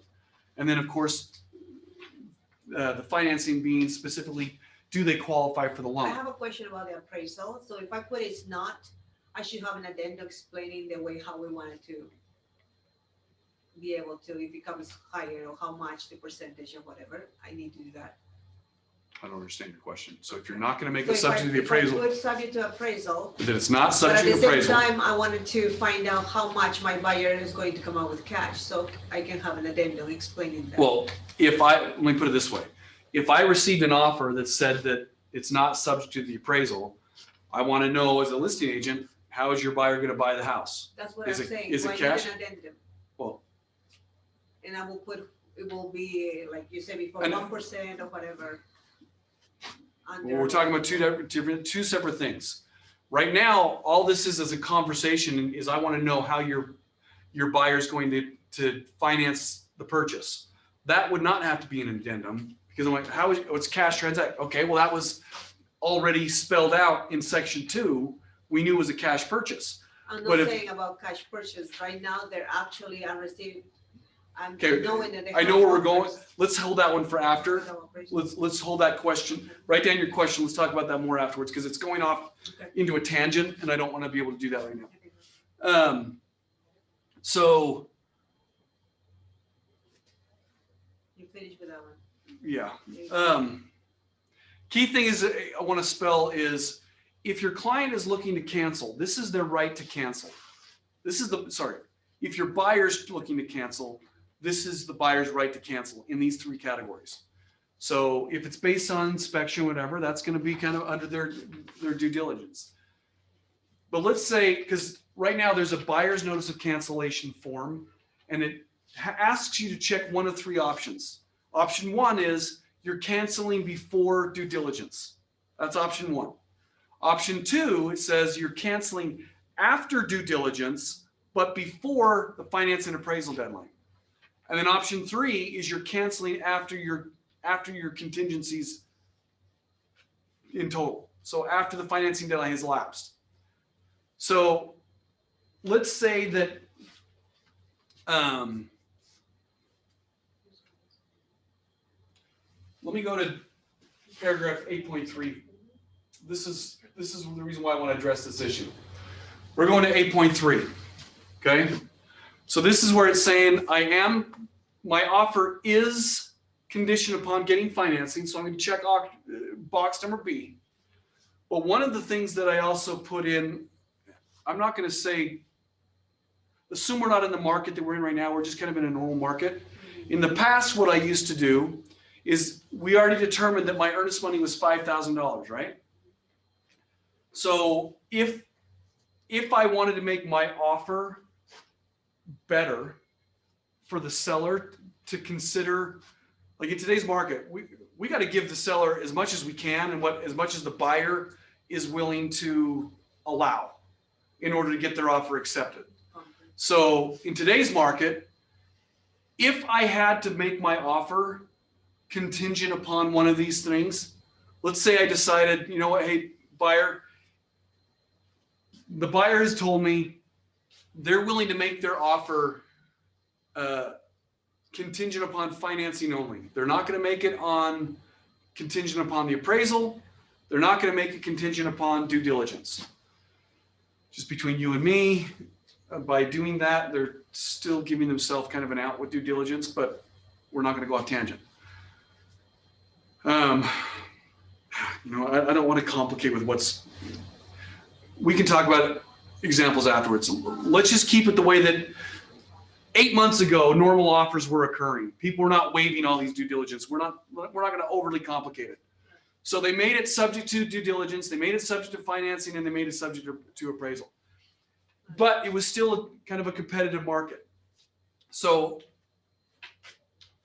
if I represent the buyer, I want to protect my buyer as much as possible. But if I represent the seller, I also want to protect my seller, right? So what a buyer was normally doing, they'd submit this offer. The $5,000 earnest money is what we had in our offer, and they would put $0 on this line. You may be thinking, okay, well, what does that mean? Let's read it. Let's sum it up. This whole paragraph basically says, if the buyer cancels the contract after the due diligence deadline, but before the financing deadline, then whatever dollar amount is in this field, that dollar amount will go to the seller. So for example, if $2,500 was here, again, we have $5,000 earnest money and $2,500 was here. That would mean that if the buyer went past their due diligence deadline, but they realize, you know what, I'm canceling now and I'm canceling based on financing, which is their right to do. They would have that right based on financing.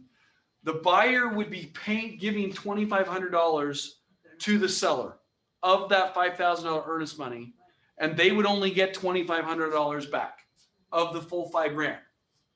But if they cancel before the due diligence deadline, then they would get, even though there's $2,500 here, they would get the full $5,000 back. There is one more way that the buyer can get their $5,000 back if they cancel after the due diligence deadline.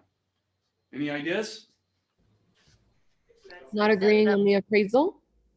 Okay, if it's based on the appraisal. So let's go up to section 8.2 now. And this is the part that is often unknown. Buyer's right to cancel. This whole paragraph says, if the buyer cancels before the appraisal deadline, and this is very important, and they provide a copy of this notice of appraised value with their cancellation, then the buyer will get their full earnest money back. I just wrote one up with $1,000 going back, but I also put in an addendum that it still needed to appraise for the value. You're saying you wrote one for $1,000? It go back, we'll give up $1,000, but I also in clarity put in the addendum, it still needed to appraise. Well, the contract already, so you're saying in 8.3B down here, you put $1,000 there, is what you're telling me? Yeah, up in, I'm trying to follow yours, but up where we were just talking, I put $1,000 to go back if they canceled before financing. Okay, so yeah, so in 8.3B, you're saying right here, you put $1,000. Yes, I did. Okay, but then you said, well, but it also has to appraise. Well, your language may not be clear enough because the contract says if the buyer cancels based on the appraisal, then they get all of their earnest money back. Right. So you're the way that I can't go over exactly how your contract is because I can't see it. But the way it's defined right now, it tells me that it may not be clear enough. Because even though they cancel based on financing, yes, even though there's $1,000 that's written there, if I cancel by providing that buyer's notice cancellation, I check option 2, and I provide a notice of appraised value with this, I still get it all back. they would get all of their earnest money back. But if you Okay. get some language that in your offer that may have changed that, then that might be different. But that's only if the is checked in the appraisal. Well, yes, if it's contingent, yes. You're right. If I make is not, then that's correct. I'm not basing this on, we already said that I'm making my offer. It had all 3 that it was, that, Okay. yes, they were. Because the way I was following it, we were on the scenario of. I started going down that road and I said, Diligence look, is I don't, not, appraisal is not. yeah, financing I is. started with that. I said, look, I don't want to make it more complex. Let's just make this the way it was 8-9 months Okay. ago, Gotcha. that they had yes on all of these. Yes, on all of them. So we're going off of the assumption that the appraisal option is a contingency. Okay. So, Okay, so again, I'm just trying to clarify. If I put $1,000 up there going back and the appraisal did not come in at the purchase price, they still get it all back, no matter whether I put $1,000 up there or not. let me just rephrase. If you're not changing language in the addendum and you're Okay. using the language that's just right here, if you put whatever dollar amount you put here, Okay, if you cancel after the due diligence deadline, but before the finance and appraisal deadline, and with your cancellation, you provide a copy of the appraisal or the notice of appraised value with your cancellation, then that money there would be protected. That would not be going to Got the it. seller. got it. Okay? But if you don't provide this with your offer, then you're canceling based on financing and you would lose that money. Okay, that makes sense. So that's why I'm saying it's very important that you provide this with a copy of the notice of appraised value to cancel based on appraisal, not Gotcha. based on financing. Got you, got you. Okay, that's good. I got it. Okay? We're gonna go through here real quick.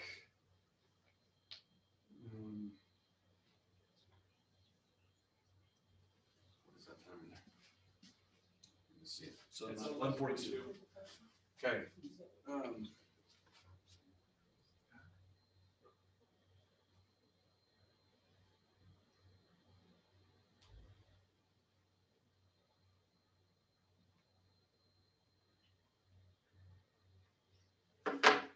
Okay, let's go to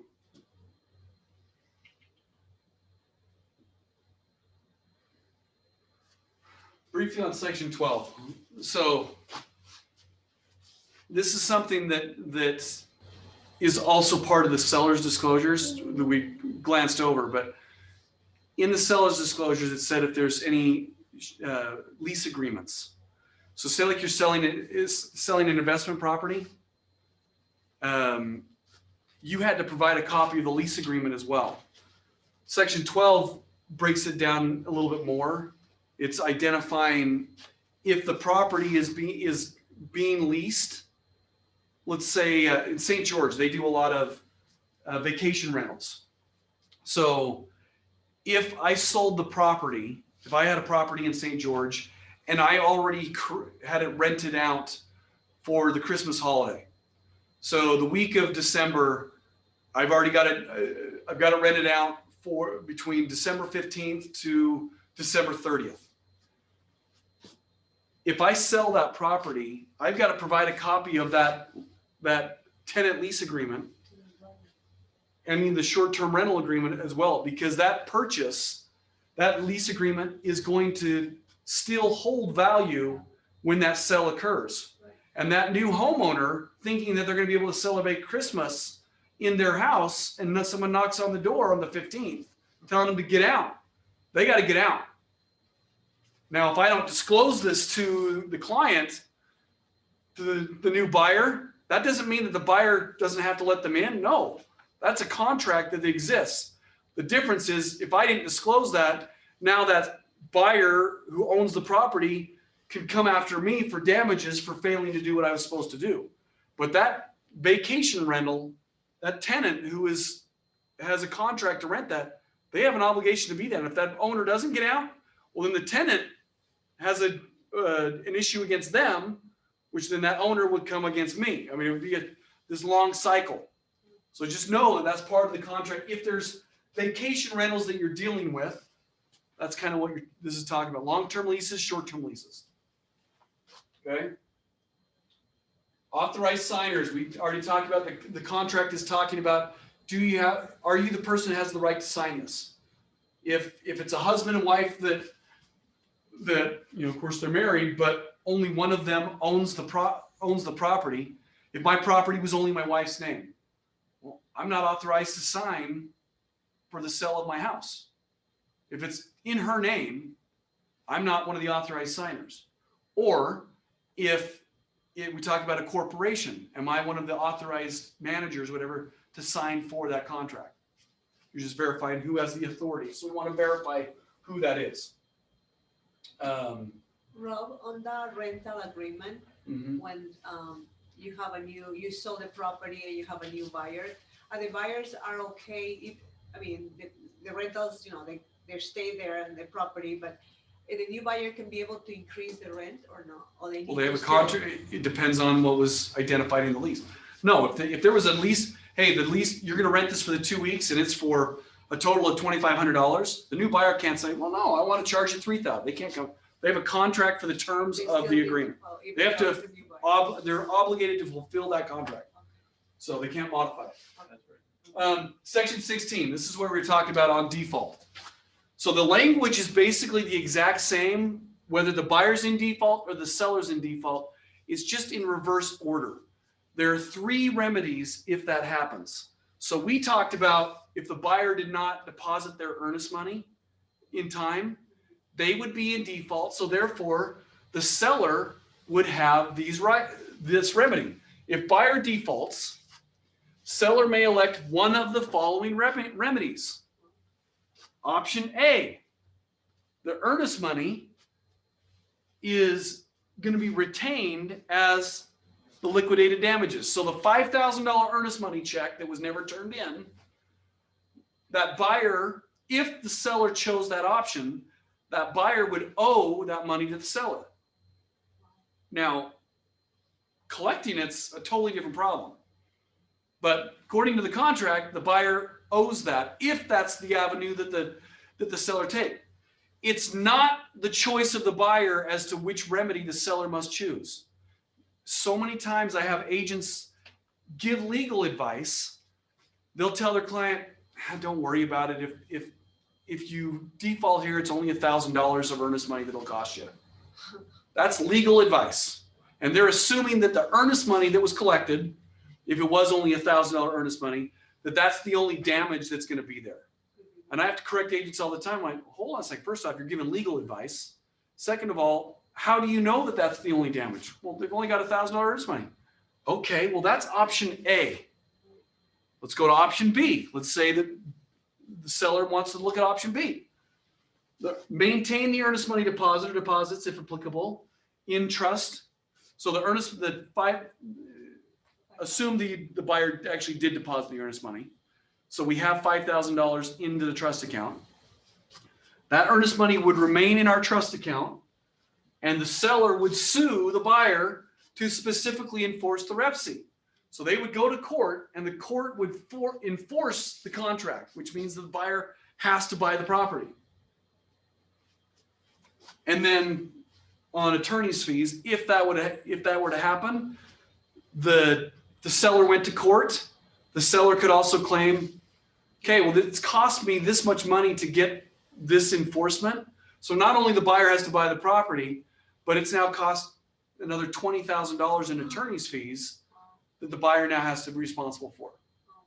Okay, that's option B.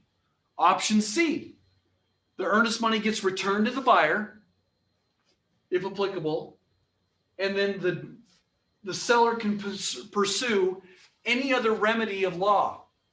So let's say that they felt like they don't want them to force the purchase of the home, but let's say that the seller believes that they've incurred $15,000 in damages, and it's only a $5,000 earnest money. So they say, you know what? We're suing you for 15 grand. And the court agrees. Yep, you did. You've incurred $15,000. So not only the court would say, buyer, you now owe $15,000, but you also owe the court the legal fees that were incurred to do that. So, and there were $20,000 in legal fees. So now the buyer pays 15 grand plus the 20 grand in attorney's fees. So $35,000 later, because the agent that represented him say, it's only 5 grand, it won't cost. You're willing to do that. They gave legal advice. Who else do you think they're going to come after? The agent. Absolutely. So if the seller were in default, again, it's just in reverse order. It's the same idea. So if there was $5,000 earnest money, the earnest money would be given back to the buyer. Again, we're talking about if the seller were in default in this case. The earnest money would be given back to the buyer, and the seller would be obligated to write a $5,000 check to the buyer. So the buyer would get their 5 grand. People always say it's double the earnest money. No, it's not double the earnest money. You're getting your earnest money back, and the seller owes the equal amount of the earnest money. That's where they're thinking, oh, I get $10,000. Well, yeah, 5 grand's yours. You're not getting $10,000 from the seller. You're getting your $5,000 back, and then they're writing you a $5,000 check. That would be option A if the buyer chose that. Option B, what if the buyer wants that house? I use the example from Iron Man, his Malibu house, right? It's kind of a one-of-a-kind, gorgeous house. They're under contract and buyer wants the house. The seller decides they don't want to sell anymore. So I don't want my earnest money. I don't care if it's $100,000 earnest money. I don't want the earnest money. I don't want to sue you for damages. I want the property.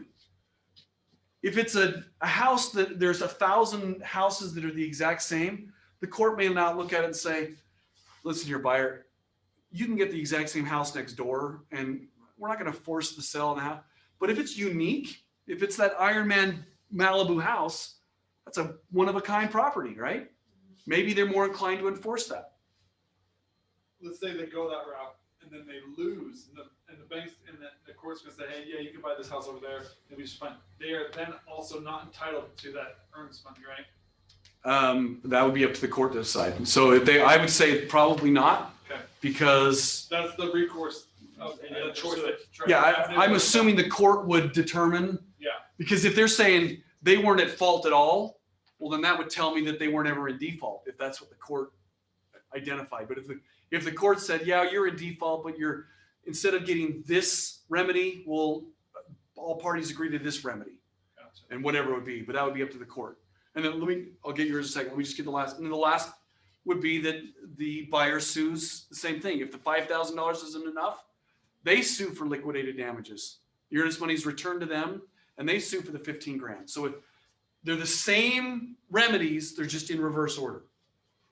So if there were other properties available that are very much the same, but that location, that particular lot, that view, that's also a determinant. The question is if there's a lot of properties, would that change the court's decision? I don't know. This isn't a court of law. What I'm asking is that particular lot is the only one that has that view. It's not the property, so to speak, it's the land. That would be an argument. I don't know what the remedy would be. I'm just giving you an example. It could be anything, right? My argument that I would be going to the judge to prove if I wanted to pursue the purchase or not, I've got to make my argument compelling. Yeah. And if there's a view that is one of a kind, that's a pretty compelling argument. That's why I look at that Malibu house. That unless there's 30 other options that are there, which there's not, yeah, that makes that argument more damaging. Because now we're talking about, again, not an attorney, but to go to court, you got to prove damage. There's damages that are there. If you got that one of a kind view, and by not having it, that buyer is now damaged. How do you repair that damage if you're not going to give them that view? So. Okay, so question is, if buyer defaults or seller defaults, how do you know, or what's the process of finding out what the other party has chosen as their Can't remedy? go over that right now, just time-wise, but we'll talk about it after the class. I'll answer that question. We have 5 minutes to blow through the rest of this real quick. Notices. This is something that's very important here. We talked about canceling in section 8. Section 8 says if you're going to cancel, normally I would ask people with lack of time, we don't have time here. Buyer's right to cancel in section 8.1B. Gosh. Buyer's right to cancel and resolve objections. Bottom line, this whole paragraph just says, if they do it before the deadline and they do it in writing, then the buyer has met, before their deadline, they've met their obligation. It says, no later than the due diligence deadline, reference, cancel the REPC by providing written notice to the seller. What is written notice? This is where I would ask people. Is a text message written notice? Yes. Okay. Is an email written notice? Yes. Yes. Okay. I agree with you. So if I send a text over to the listing agent, buyer decided to cancel, are you good? Confirm receipt. No, Why not? you need to send it, you need to send it in writing as well. I did. I sent him a text. No, you need to fill out the notice. But as for the contract, so it's all in writing. It is in writing. That's what we just determined, that text message is in writing. Okay, I take it back. A text message does not work. Okay. That's not, wouldn't that I be don't like think it's notification, official. but it's still sent back? I think a text message should be a notification that you sent it in writing, like a contract writing. Okay. So hopefully you're going to see it. Yes, my question is a trick question, but you guys are. Does it have to do with the acknowledgement?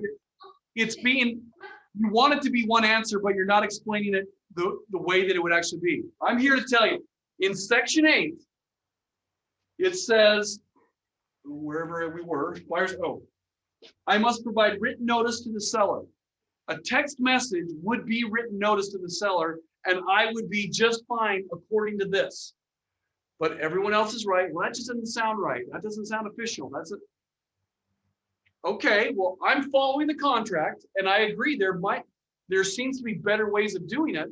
Why do I have to do that in a different way? Well, the reason why, because the majority of the agents in this state have never read section 18. Section 18 says, except as provided in section 23, which talks about acceptance, all notices required under the REPC must be A, in writing, which a text message is in writing, B, signed by the buyer or seller giving the notice. Did the seller sign my text? No, they did not. So that by me sending that text message, I did not fulfill, I fulfilled section 8, but I didn't fulfill section 18. So it's as if that notice didn't happen. What about, could you literally snap a picture of the signed document and send it via text? If that gets sent, does that include both? What I would say is, you've made more of it because you're now you're just showing how you delivered it. Shortcut. Your client has actually, the question was, can I have my client sign the buyer's notice of cancellation? And I send a text, I take a picture of it and send it in text message. That would be like sending an email, in my opinion, sending an email of a PDF of it. So I would say the answer would be yes, not the preferred method right now. But so I don't want people to think, oh, that's that isn't the preferred method. The way I would suggest that you do it, get your client to sign the document, upload it into .loop, send it through .loop, because now we have confirmation that it was actually received.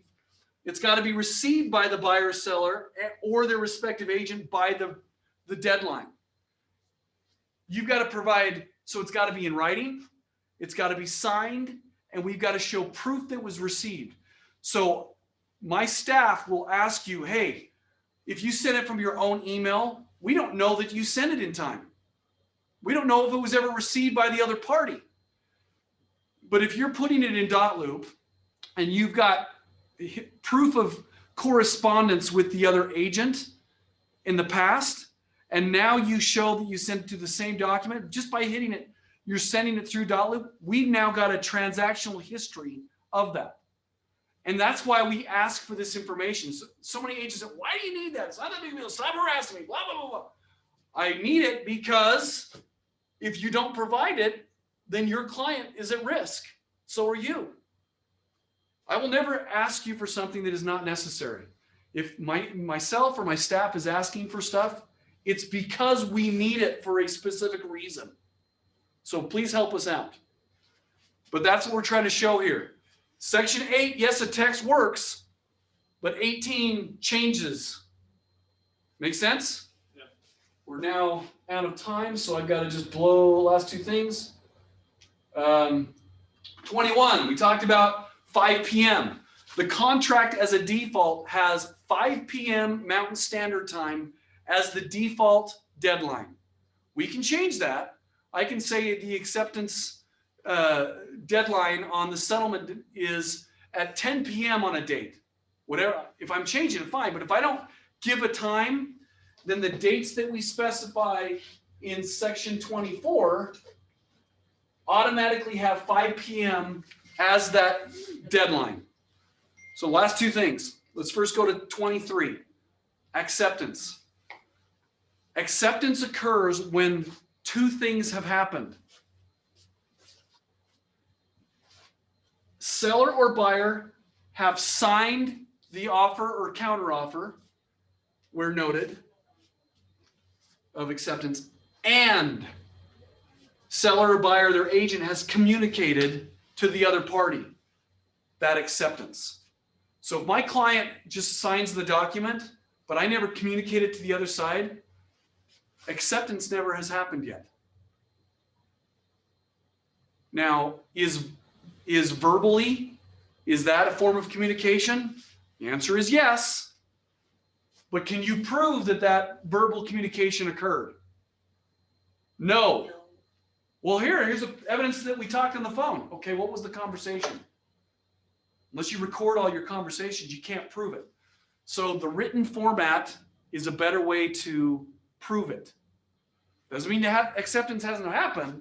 You just can't prove that it happened. Okay? And then contract deadlines. So there isn't any right answer here, but I can tell you what typically is used in these areas. Seller disclosure deadline, 3 to 5 days. 3 is pretty normal. 5 is, I wouldn't have more than that. Due diligence might be 14 days, generally. Finance and appraisal, I'd say between 21 to 24 days. After, all of these are after acceptance. Sorry. And settlement deadline, 30 to 35 days after acceptance. Again, there's no right or wrong answer. In today's market, those numbers I gave you might be completely pathetic. The seller may be looking for the fastest close. They may want 7 days to give you the deadline, and they don't want to give you a due diligence, finance, or appraisal deadline. So those would be all NA, not to be determined, NA. Not applicable. But then the settlement deadline is in 2 weeks. Right now, the market is throwing everything out of whack. Okay. So last thing, everyone that's on the call, let's see. I want you to put in, you got to all type in the word elevate as your word. Make sure you type that in or you will not get credit. So type in the word elevate. Okay. I know we blew through a lot afterwards. We can certainly talk, those that are here, but we're now done. And thank you for attending the class. If you certainly have any questions, feel free to let me know. Thank you. Okay, thanks, guys. Russ, I'll let you come up here, whatever there is. So There's lunch. lunch? I miss those days. I know. Man. I miss those Yeah. days. So sorry. Both what was your question talking My about again? question was, how do you know which remedy the other party chose or chooses when your party is in the? So the release of the earnest money is one way. So if I represent the buyer and my buyer's in default and the seller is saying, hey, when are we going to expect that earnest money? Okay, you're sending me a notification that you're wanting the earnest money. Great. Now we send the earnest money to the buyer. That's they cash that check. Option A is done. If the listing agent were to say, keep holding on to the earnest money, I may want to. I could proactively. Let's say I'm trying to protect my client, and I hope they only choose the $5,000 earnest money.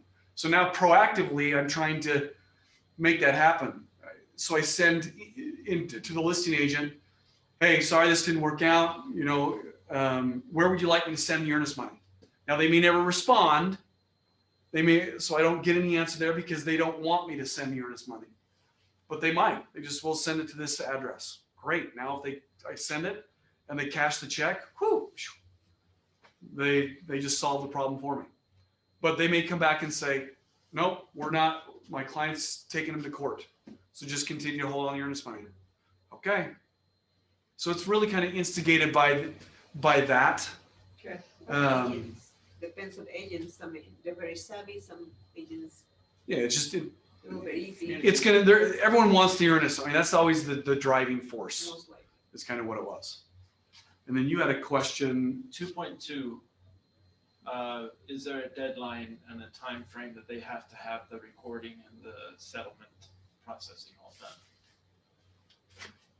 2.2. I thought it was included in 2.2 where the settlement and Let's talk about the sale of the property. You're talking about closing. Are you talking about closing settle- and recording? settlement and recording. Yeah, is there a time frame that needs to be done by okay. so that you can tell You're talking about in section 3. Sorry. 3.3. So now we're talking about after closing. It's actually, sorry, it's 3.1. After settlement, the contract says within 4 calendar days after settlement, closing must occur. Okay. Where says that? It is in, It's in here. 3.2, the very last line, Yeah. C.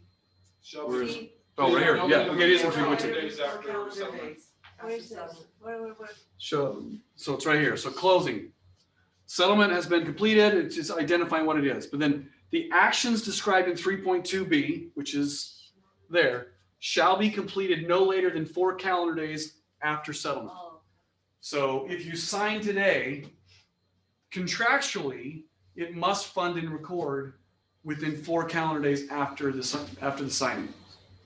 To stay, this happens all the time. People are like, well, we signed today, and agents will call up, it didn't fund and record tomorrow. Your client's in default. No, they're not.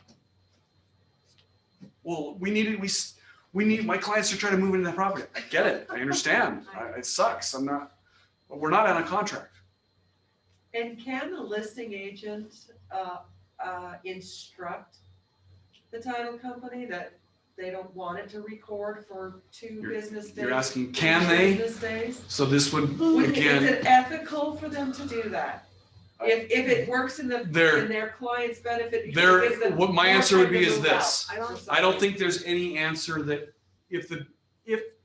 whether it would be the listing agent or buyer's agent to delay the funding and recording, whether it's ethical or not, I would say it's a case by case basis, so that we'd have to hear what it is, whether or not it's legal or not. I'm not an attorney. Am I giving legal advice to my client? If my client said, go ahead and let's delay the closing, and oh yeah, no problem, the contract says we can do it. Am I providing legal advice? Yes. So am I walking a fine line? Does that mean that, could I say, look,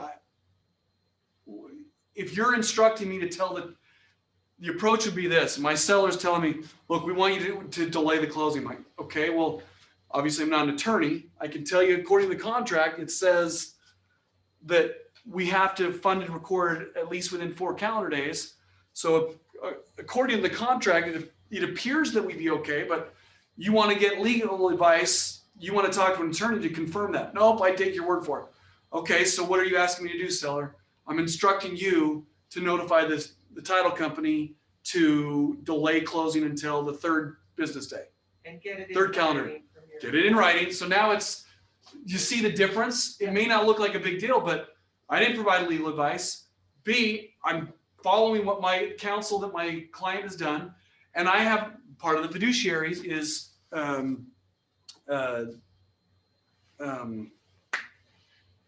can't think of the word, doing what they ask me to do, The obedience? obedience. My God, I know there's a word that exists. It's- Obedience is what it that word is. Obedience in the buyer broker agreement. Yes, one of the duties, one of the fiduciary duties of, actually one of the fiduciary duties is obedience. Well, but that only applies as long as it's legal. So if a buyer tells me, or a seller says, hey, I've got this hole in the roof and it leaks, but I don't want you to disclose that. I'm telling you as my agent, you cannot disclose that. Well, that is illegal. So that's one of obedience that you, unfortunately, seller, because you've told me, you've now made me aware, I have an obligation to disclose it. So obedience only applies if it's legal what they're describing. And that example that you gave, I would think that it is legally fine to do what they said. And I didn't give them legal advice. I don't know what would happen. It appears that you'd be fine. Just to be extreme, what about the seller said, okay, I don't want you to represent me then? Could you be able to sue him because you actually are obedient, following what they're, what they're. Sue him for what? If you're trying to tell him that you can be able to be shut about, On disclosing? Disclosing, and So- he said, well, I don't want you to represent me anymore. Okay, well, we have a contract. So So we can be able to put some. Take I mean, like, Take it we have a up to the contract, broker. you've hired me to do this, which says that I'm gonna do X, Y, and Z. You're asking me to not disclose something. Unfortunately, I have no choice. Yeah. I'm disclosing it. And if he says, well, I'm gonna sue you, and now I'm deciding if I wanna go down that road, I may voluntarily agree to cancel the contract. And if I sued him, I mean, Yeah. you're going down a whole different stream. But the answer is, could he sue me? He can try to sue me, but if they try to sue me, I didn't want to disclose, and you're the one, he's the one who's violating the law. Good luck. Right. But I wouldn't just walk away because now if I haven't got a contract and he's saying, hey, I'm not going to sign the contract if you're going to disclose this. Thank you. I'm not going to, if you're going to disclose this information, then I don't want you to represent me. Yeah, well, then I can't represent you because I will have to disclose it. I just won't enter into a contract. That part's different. So, okay, Really Thank you. appreciate it. no problem. Have to run. I get it. It's all good. Are you going to give us a certificate or not? No, that's. No, that's, On just. Russ is the one that would do that, but this is part of the 12-hour class. So if you're attending the full 12 hours, then he gives you the certificates. No, I don't need the 12 hours, but I guess I need to be here. I'm learning something new. Yeah, There's always something new. there's always something that's definitely So new. it's good to review. When is the next day? Do we have a list? 2 days from now, I think. Is it 2 days?